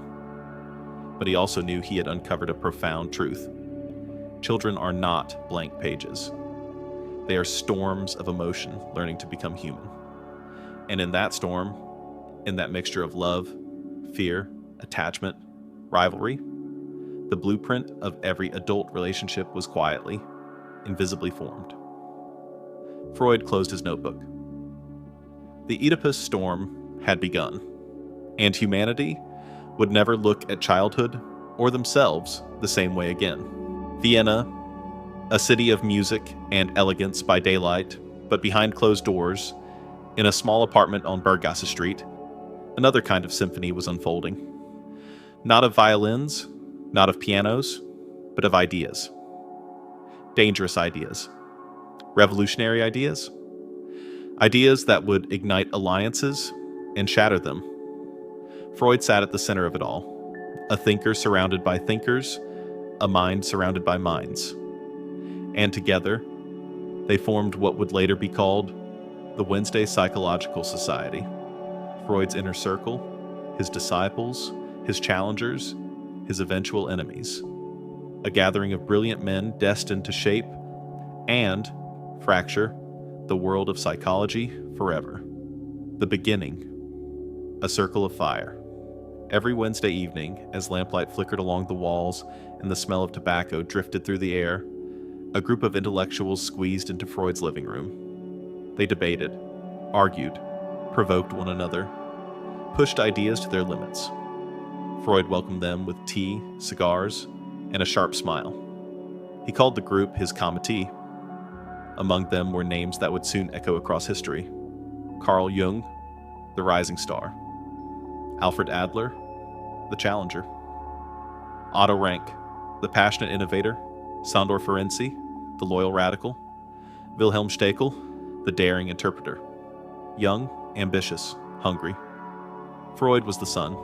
They orbited around him, sometimes in harmony, sometimes in collision. Carl Jung, the protege. Destined to rebel, Jung entered Freud's life like a comet. Bright, magnetic, unstoppable. Freud saw in Jung the future of psychoanalysis. A Protestant Swiss thinker in a field dominated by Jewish intellectuals, Freud believed Jung could carry psychoanalysis to the world stage and shield it from prejudice. For Freud, Jung was not just a student. He was the crown prince, the heir. Jung admired Freud deeply at first. He wrote him letters filled with reverence. He traveled long distances to discuss dreams, myths, symbols. And Freud opened his heart. The two men once spoke for 13 straight hours without pause. It was not a friendship. It was an intellectual love affair. But love has a way of turning into tension, especially when two powerful minds refuse to yield. The first cracks. Jung refuses submission. Jung respected Freud, but he refused to worship him. Freud believed the unconscious was driven primarily by sexuality, a dangerous claim, but one he considered undeniable. Jung disagreed. The unconscious, Jung argued, is spiritual, mythic, symbolic, collective. Freud insisted, no, it is sexual first. Everything else grows from that root. The room would go silent. The air would thicken. Everyone could feel the clash. Freud feared Jung's ideas diluted psychoanalysis. Jung feared Freud's ideas were too narrow, too dogmatic, too tied to Freud's personal wounds. Their debates grew sharper, their letters colder. Freud accused Jung of betraying the movement. Jung accused Freud of refusing to evolve. Two minds that once aligned now pulled the world of psychology in opposite directions. The break was inevitable, and when it came, it split not only the circle, but Freud's heart. Alfred Adler, the first rebel. Before Jung's rebellion, Freud faced an earlier storm. Alfred Adler, brilliant, confident, confrontational, challenged Freud's theories with fiery determination. Adler insisted that human behavior was driven not by sexuality, but by power. The will to overcome inferiority, the drive to compensate for weakness, the hunger for significance. Freud disagreed strongly. You are reducing psychology to ambition, he told Adler. Adler fired back, and you are reducing it to sexuality. Tension grew, arguments intensified. The circle began to fracture. Finally, Adler walked away and formed his own school. Individual psychology, the first schism, the first wound. Freud felt betrayed, but he did not show it. He simply tightened the circle and continued forward. But the crack left by Adler never fully healed. Otto Rank, the beloved son who left. If Jung was the heir, Rank was the emotional favorite. Sensitive, creative, devoted. Freud adored him. Rank introduced a radical idea, that the trauma of birth was the origin of anxiety. Freud admired the boldness, but feared the deviation. Rank's theory threatened the core of psychoanalysis, too symbolic, too mystical. Their relationship deteriorated in a series of painful exchanges. When Rank finally parted ways, Freud felt the rupture deeply. He wrote in his diary, "I loved him once." Rare words, revealing the humanity behind the theory. Sandor Ferenczi, the loyal radical. Ferenczi was different. He worshipped Freud, loved him, defended him fiercely. But he also pushed ideas that Freud found dangerous. New forms of therapy. Greater emotional involvement, more compassion toward patients, more softness, more humanity. Ironically, it was Ferenczi, the one who loved Freud the most, who opened the door to gentler, modern psychotherapy. Freud recognized the brilliance but feared the consequences. Their bond strained, never fully broke, but never fully healed. Ferenczi died young. Freud never recovered from the guilt. Wilhelm Steckel, the unpredictable one. Steckel wrote boldly about fantasies, dreams, sexuality, sometimes too boldly, in Freud's view. He was brilliant, but erratic, insightful, but impulsive. Freud admired him, yet distrusted him. Eventually, Steckel left the circle as well, a defection Freud considered inevitable. Another friend gone, another mind lost, another piece of his intellectual family fractured. The circle collapses, a war of minds. By the early 1910s, the Wednesday Psychological Society was no longer a circle. It was a battlefield. Adler, gone. Steckel, gone. Rank, gone. Ferenczi, distant.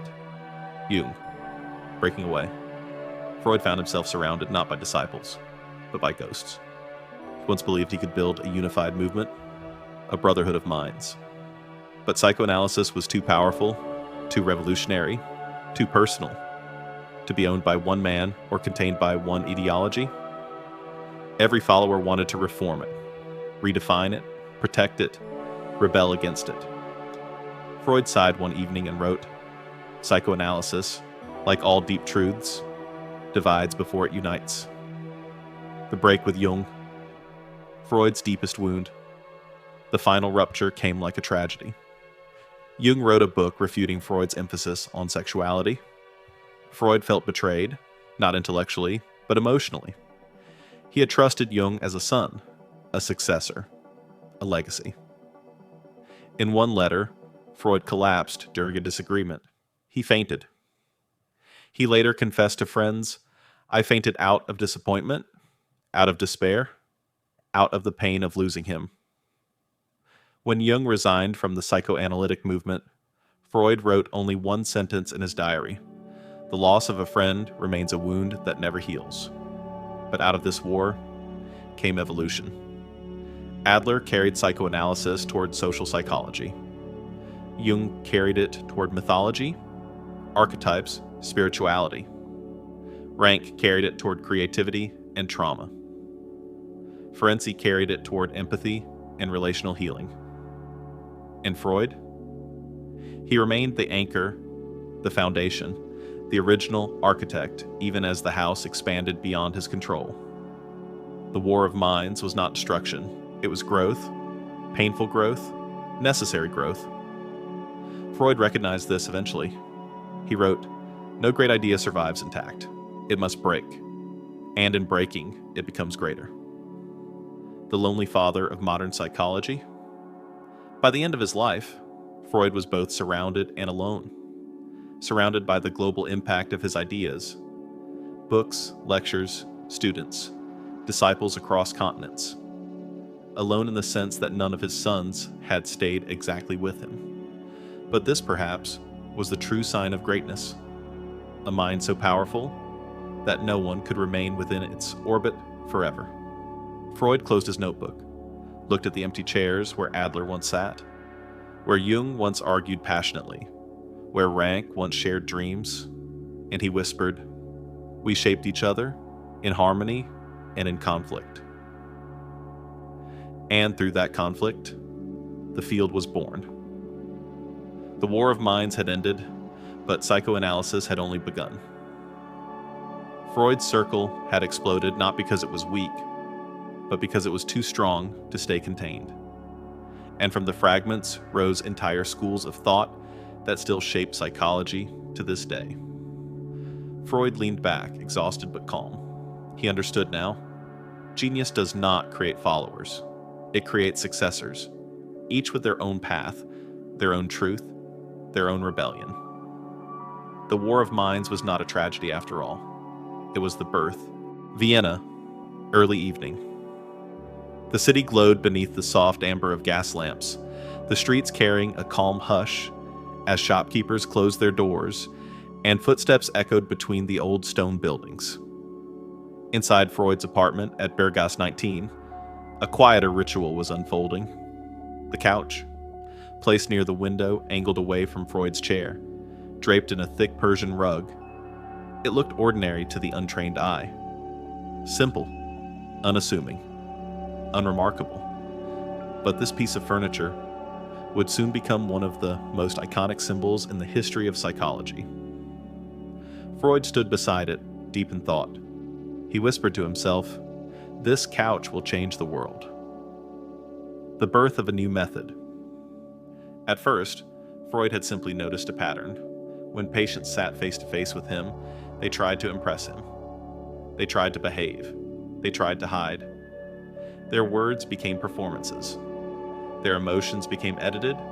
Their truths became masked by politeness. But when he asked them to lie down, to look away from his eyes, to let their thoughts drift, something extraordinary happened. Their voices softened, their defenses lowered, their masks slipped. Thoughts rose from the unconscious like bubbles rising from the depths of a lake. Fragments of dreams, echoes of childhood, whispers of fear, hints of desire.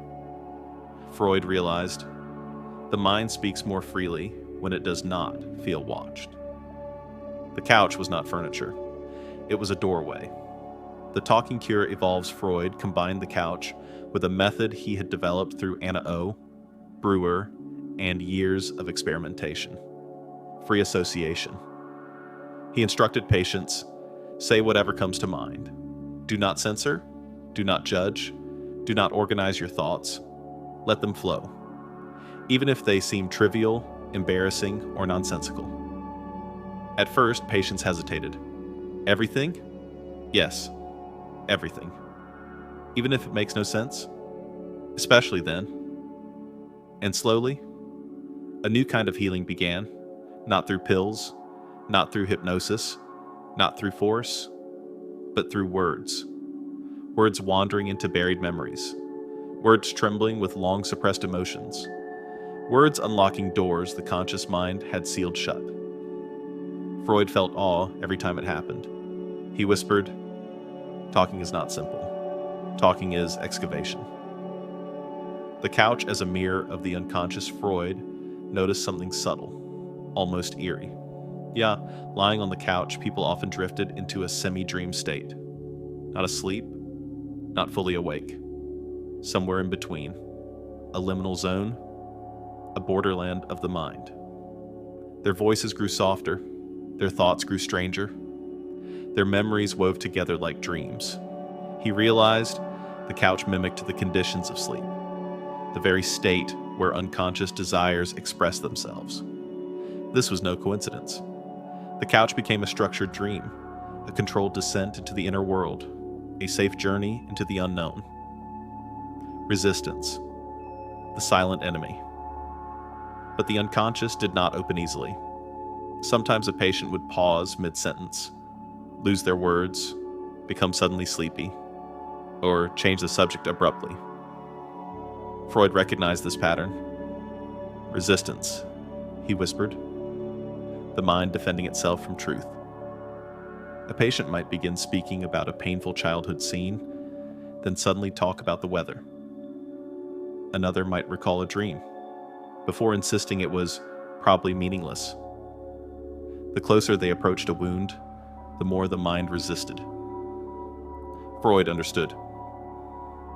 Healing is not linear. The mind fights to protect its secrets. Resistance was not a failure, it was a map. Where the resistance was strongest, the truth was buried deepest. Transference, love, hate, pain. Reborn.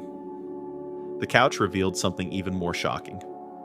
Patients began projecting old emotions onto Freud himself. A woman treated him like a distant father she tried desperately to please. A man argued with him like he was a rival brother. Another adored him. Another resented him. Another feared disappointing him. These emotions were not about Freud. They were memories reenacting themselves. Freud wrote, "Transference is the rerun of old relationships on the stage of therapy." The couch became a theater, a sacred space where the emotional ghosts of childhood returned to speak. He whispered, "To heal a wound, the wound must first come alive." The therapist's role? The quiet presence. Freud realized something profound.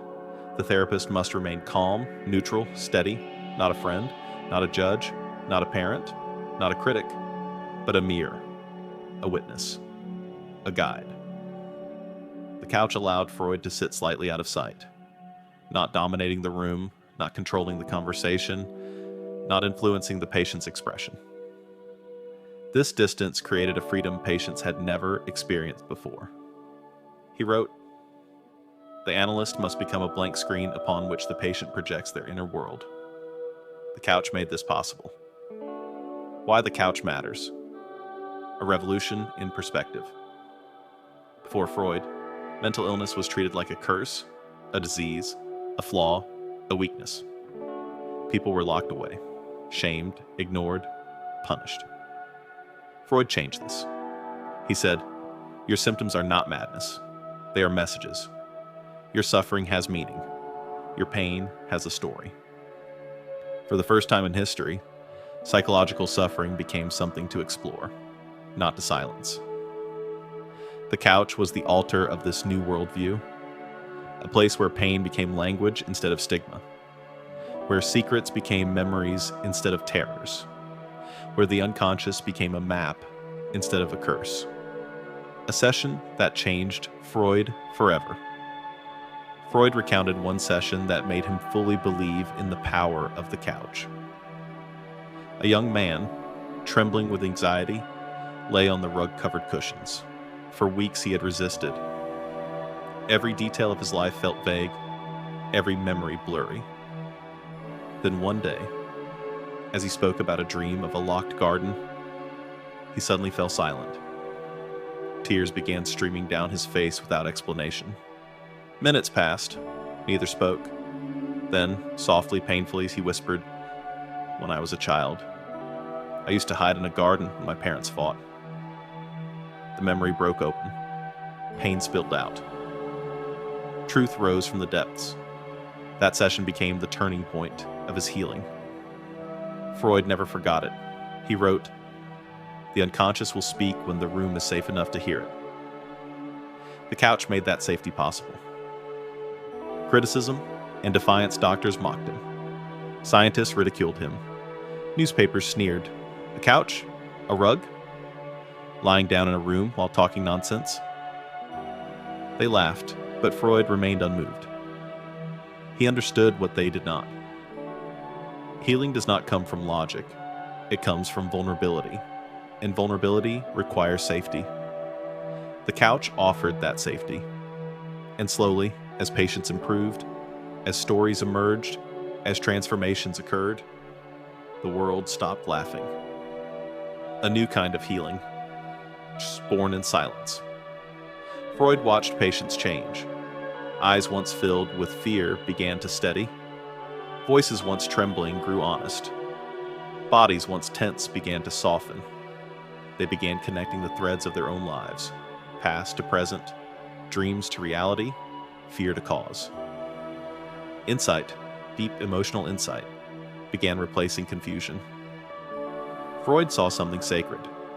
When a person understands their pain, the pain loses its power. The couch was not magic, but what happened on it was legacy. The couch as a symbol of modern psychology.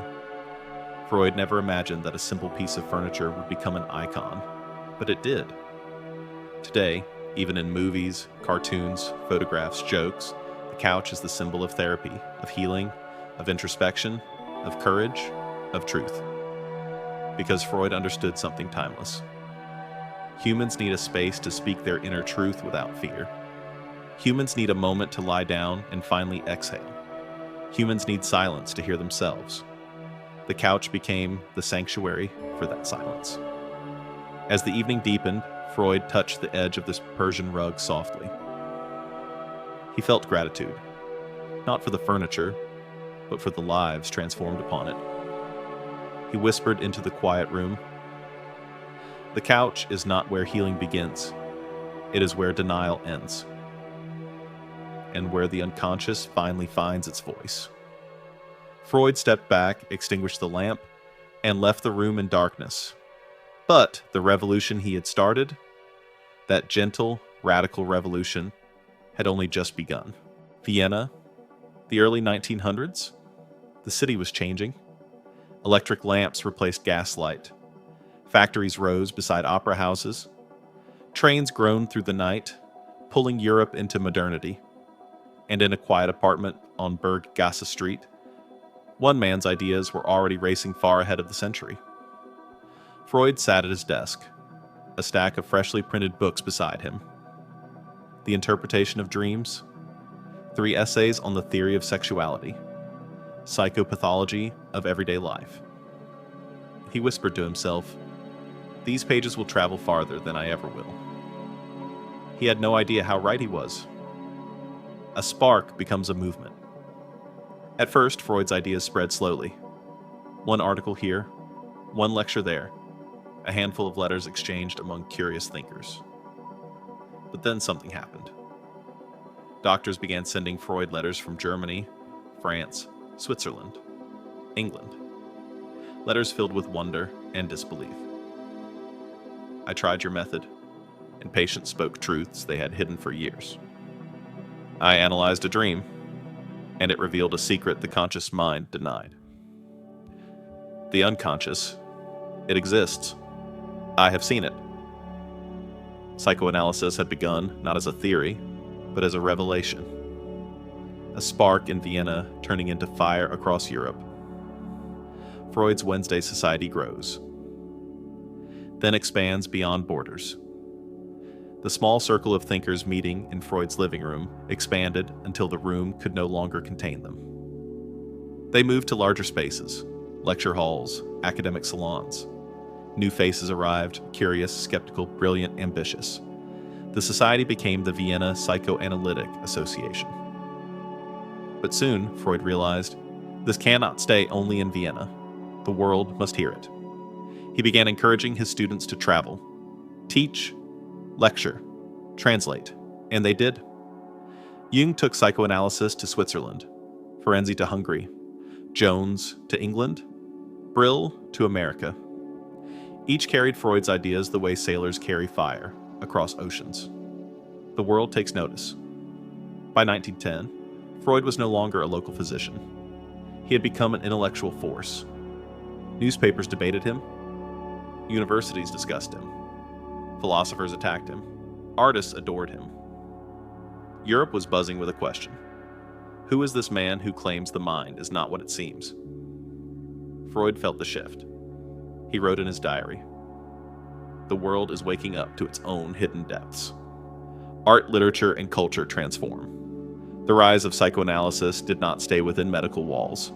It seeped into art studios, novelist circles, avant-garde theaters. Writers began sculpting characters not as heroes or villains, but as psychological labyrinths. Painters like Klimt and Schiele filled canvases with erotic tension, dreams, shadows. Playwrights explored hidden motives, repressed desires, the secret storms beneath polite society. Europe's creative world felt electrified. Freud whispered, "Artists have always known the unconscious. I only gave it a name. America enters the story." Across the Atlantic, Freud's ideas were met with fascination and scandal. New York newspapers published sensational headlines. Doctor claims dreams reveal forbidden desires.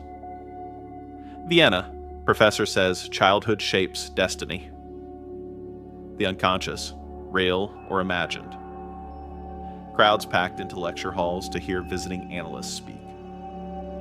By 1911, the first American Psychoanalytic Association was founded. Psychoanalysis became a cultural phenomenon, a blend of science, mystery, and rebellion that appealed to a restless, modernizing nation. Freud smiled to himself. America loves what challenges it. Hollywood, a surprising ally. Something unexpected happened next. Early filmmakers discovered that Freud's ideas were cinematic gold, a dream sequence in silent films, a character torn by hidden desires, the dramatic reveal of childhood trauma.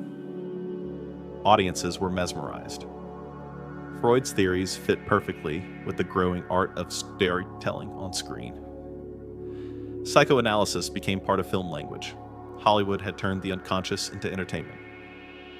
War and the world's need for healing. Then came World War I, a tragedy, a rupture, a wound across nations. Soldiers returned with shivering limbs, nightmares, terror, paralysis, symptoms doctors could not explain. Freud recognized it immediately. Trauma, repression, the unconscious screaming. Suddenly, his methods were no longer controversial. They were necessary. Military hospitals began using psychoanalytic techniques to treat shell shock. Listening, dream analysis, free association. Freud wrote, "The unconscious has spoken through war. Now the world must listen." Schools of thought multiply. As Freud's ideas spread, his students built their own theories. Jung, analytical psychology, archetypes, the collective unconscious. Adler, individual psychology, the drive for superiority, not sexuality. Rank, birth trauma, creativity Ferenczi, relational therapy, trauma healing. Jones, cultural psychoanalysis. Each variation expanded Freud's legacy. Each disagreement deepened the field. Psychoanalysis had become a living organism, growing, evolving, branching. Freud sometimes felt protective, sometimes proud, sometimes conflicted. But he knew the future of psychoanalysis cannot belong to one man. Translation into dozens of languages. Freud's books were translated rapidly: German, English German, French German, Italian German, Russian German, Spanish German, Hebrew. Soon they appeared in bookstores from London to Buenos Aires to Tokyo. Even in places where Freud never traveled, his ideas took root and transformed culture. He once joked, "I have created a language that people now speak without knowing its source." Words like repression, ego, subconscious, libido, Oedipus complex entered everyday conversation. Psychoanalysis had become part of human vocabulary. Resistance and triumph. With fame came resistance. The church accused Freud of undermining morality. Universities called him unscientific. Governments worried his ideas would weaken social order. Freud responded calmly, "I do not invent human nature, I only describe it." For every critic who tried to silence him, 10 more students arrived at his door. The world did not merely listen, it hungered, because Freud's work explained something people had long felt, but never understood. Why we sabotage ourselves, why we repeat mistakes, why love feels impossible, why desire is dangerous, why dreams haunt us, why childhood never truly ends. Psychoanalysis gave modern humans a map of their own darkness, a map of their own truth. Freud looks out at a changed world. As the movement spread from Europe to America, to the Middle East, to Asia, Freud, older now, face lined with years of thought, would sometimes stand by his window and watch Vienna move beneath him. Students he had never met were teaching his theories in languages he could not speak. Patients across continents were lying on couches using a method he had created alone in a small room. He whispered, "It is no longer mine. It belongs to humanity." The unconscious had crossed the world. What began as a whisper in Vienna's winter streets, what began as a thought scribbled in Freud's lonely notebooks, had become a global revolution, a new way of seeing the mind, the self, the past, the future, the complexity of being human. Psychoanalysis had leapt across oceans and embedded itself into modern identity. Freud closed his eyes and let the weight of it settle. The rise of psychoanalysis was not merely academic. It was cultural, artistic, philosophical, emotional. It had reshaped how humanity understands itself. He whispered into the quiet room, "The world now dreams in psychoanalytic language." Midnight. Vienna slept beneath a blanket of quiet snow, soft flakes drifting through dim lamplight like falling dust from history itself. Inside his study at Berggasse 19, Freud sat alone at his desk, a single candle flickering beside him. His books surrounded him like loyal companions and silent critics. He stared at a blank page. For the first time in his long life, Freud was not writing about theories, not about dreams, not about the depths of the unconscious. He was facing something harder, something he had avoided, something every great thinker must eventually confront: his own failures. He whispered into the silence, "No idea survives untouched, not even mine." The world asks, where did Freud go wrong? As psychoanalysis spread across continents, so did its critics. Philosophers questioned him. Scientists challenged him. Even his own students rebelled. Freud once stood like a mountain, unchallenged, immovable, fierce. But with fame came scrutiny. And scrutiny brought uncomfortable truths. The overemphasis on sexuality. Freud believed sexuality was the engine of human motivation. Desire beneath the surface. Tension beneath the calm. The libido driving creativity, dreams, conflict, and neurosis. But critics argued he pushed it too far. Some said, Not every problem is sexual. Not every dream is erotic. Not every childhood conflict revolves around desire. Modern psychology would later show that sexuality is just one part of a much more complex emotional system. Freud had touched the truth, but made it too large. He had seen a continent and mistaken it for the whole world. Freud leaned back in his chair and sighed. Perhaps I listened too closely to the darkest whispers of the unconscious. 2. Lack of scientific evidence. As psychology entered the modern age, researchers demanded data, experiments, statistics, measurable outcomes. But psychoanalysis was built on dreams, memories, emotions, symbolism, interpretation. How do you measure a nightmare, a desire, a trauma, a repressed wish? Freud's theories were brilliant, but vague, difficult to test, difficult to replicate. Critics accused him of choosing evidence that fits his theory, interpreting data instead of collecting it, using case studies as proof. To scientists, Freud's work looked more like philosophy than empirical psychology. Freud knew this criticism well. He wrote once, "The unconscious refuses to sit in a laboratory." He was right, but science demanded it anyway. 3. The Oedipus complex. Too radical, too rigid. Freud's most explosive idea remains his most controversial. The Oedipus complex. The claim that childhood contains symbolic desire toward the opposite sex parent and rivalry toward the same-sex parent. Some called it genius, others called it absurd, offensive, dangerous. Modern research shows that attachment is real, jealousy is real, dependency is real, but not always in the dramatic form Freud insisted. Children love, fear, cling, compete. But the emotional choreography is far more nuanced than Freud's triangle suggested. Freud may have captured a truth, but exaggerated its shape. 4. Misunderstanding. Women Freud famously wrote, "What does a woman want? This is the great question that has never been answered." To him, this was humility. To critics, it was blindness. Freud's theory of penis envy, his belief that female development was centered on perceived lack, and his insistence that women were more prone to hysteria. These ideas aged poorly, very poorly. Modern feminist psychologists see Freud as both revolutionary and flawed. Revolutionary for taking female psychology seriously at a time when no one did. Flawed for interpreting women through a male-centered lens. Freud respected women deeply. He treated them with care. He listened when others silenced them. But his theories reflected the patriarchal world he lived in.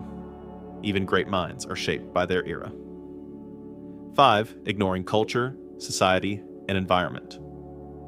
Freud believed the unconscious was universal, the same across humanity. But his patients were Viennese, educated, middle class, mostly Jewish, mostly European. Critics later argued, you cannot build a universal theory from a single corner of society.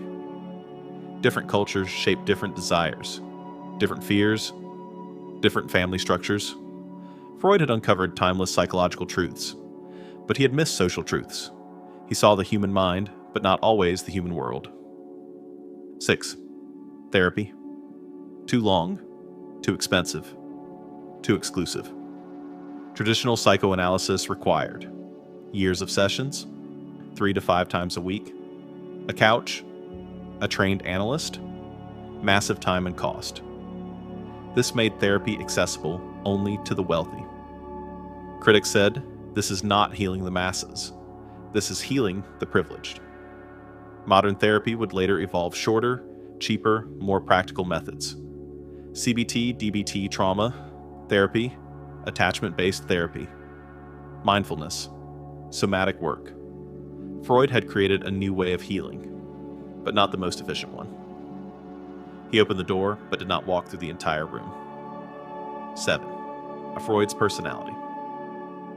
The dogmatic, side. Freud was brilliant, but he was also stubborn. He defended his theories fiercely, sometimes too fiercely. When Adler challenged him, Freud dismissed him. When Jung disagreed, Freud broke with him. When Rank innovated, Freud recoiled. Critics argue Freud created a movement too centered on himself, a father figure who demanded loyalty.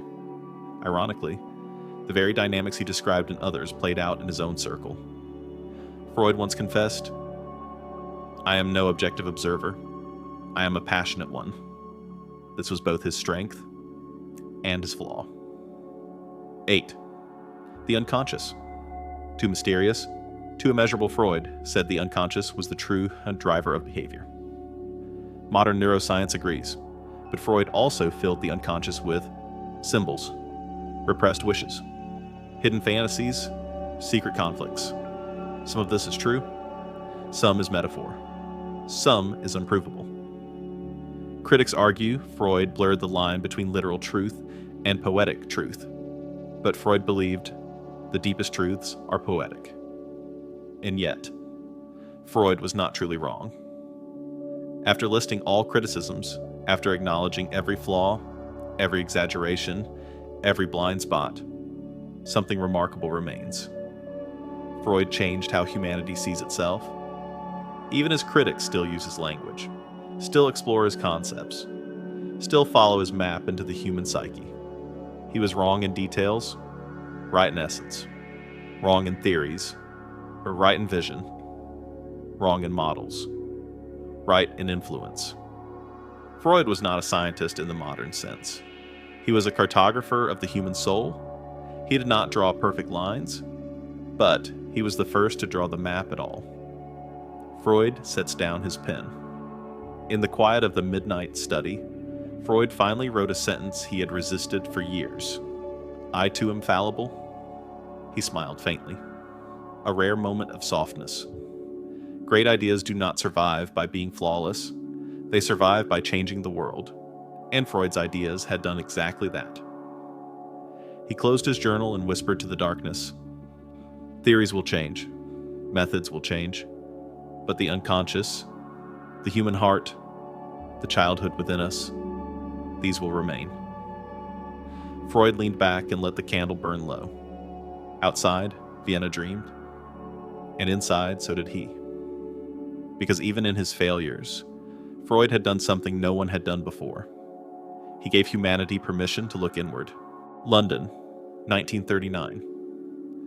Rain drummed softly against the windows of Freud's modest house at 20 Maresfield Gardens.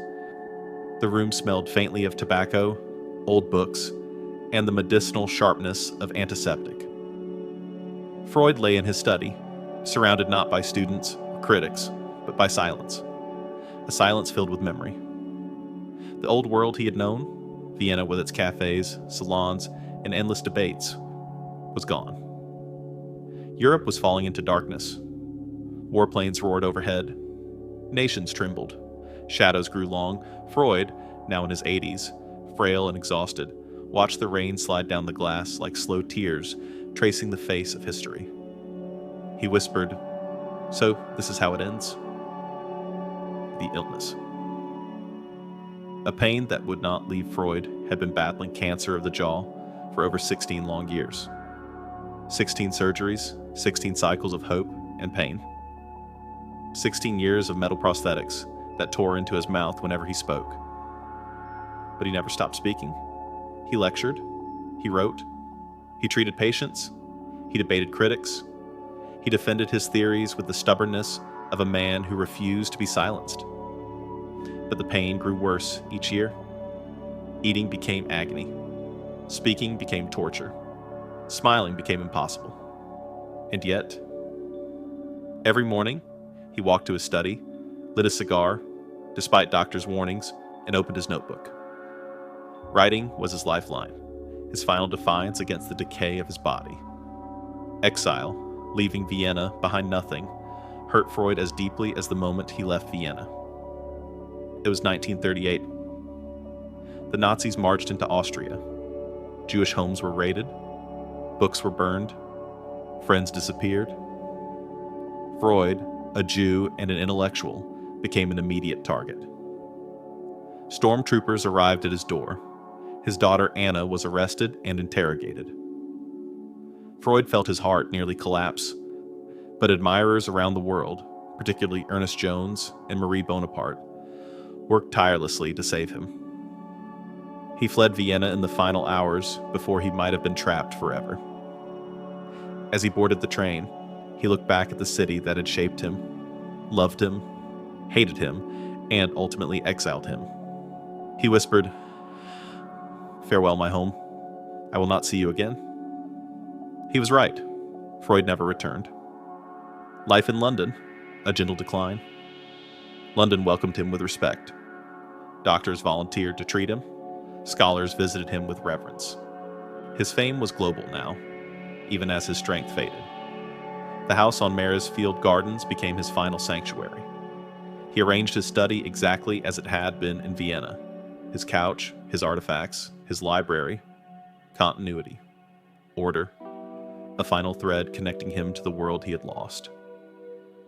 But the cancer worsened. Eating was nearly impossible. Half his jaw was gone. He slept little. He walked slowly, holding the walls for balance. Yet his mind remained sharp, piercing, restless, demanding. He whispered to Anna one evening, "My body betrays me. My mind refuses to follow." Anna, the devoted daughter. Freud was the architect of psychoanalysis. Anna was its guardian. She protected him, nursed him, held his hand during waves of pain, read letters to him when his eyesight blurred, lifted him from the chair when he grew too weak to stand. She was his anchor in a storm that would not end. Freud once looked at her with trembling admiration and said, "You are my greatest achievement." Anna smiled softly. She rarely cried in front of him, but her hands trembled. She knew the end was near. Freud's last conversations, a man facing himself. During his final weeks, Freud grew reflective. He spoke little, but when he did, his words carried the weight of a lifetime.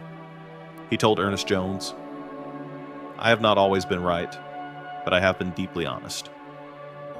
He told Marie Bonaparte, "The voice of the unconscious will go on speaking.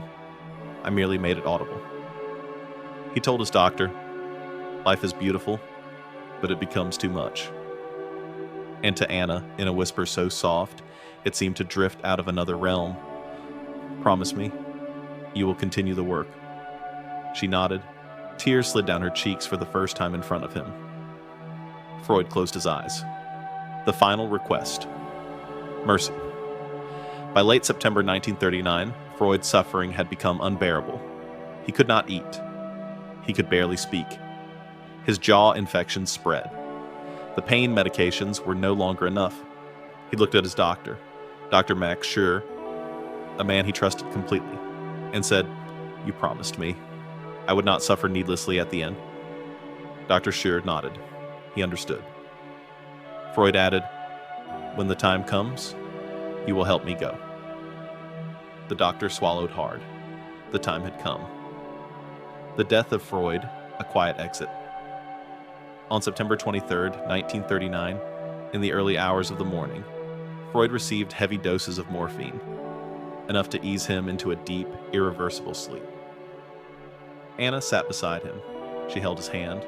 She whispered prayers, though Freud himself never prayed. Outside, London was dark and silent. War had begun. Bombs might fall at any moment. Inside, Freud breathed slowly, then more slowly, then stopped.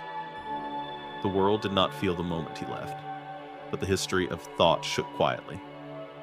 Freud, the man who mapped the unconscious, the man who forced humanity to confront its inner storms, was gone.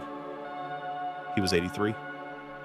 After his death, psychoanalysis lives on. News of his passing spread across the world. Writers mourned, psychologists debated, critics sharpened their pens, disciples lit candles. But one thing became clear. Freud was dead. His ideas were not. They traveled from clinic to clinic, classroom to classroom, country to country. Every debate about the mind Every discussion about dreams, every exploration of trauma, every therapy session on a modern couch carried Freud's fingerprints. He had not solved the mind. He never claimed to. But he had forced humanity to acknowledge its depths. Freud's legacy. A complicated immortality. Some called him a genius. Some called him a fraud.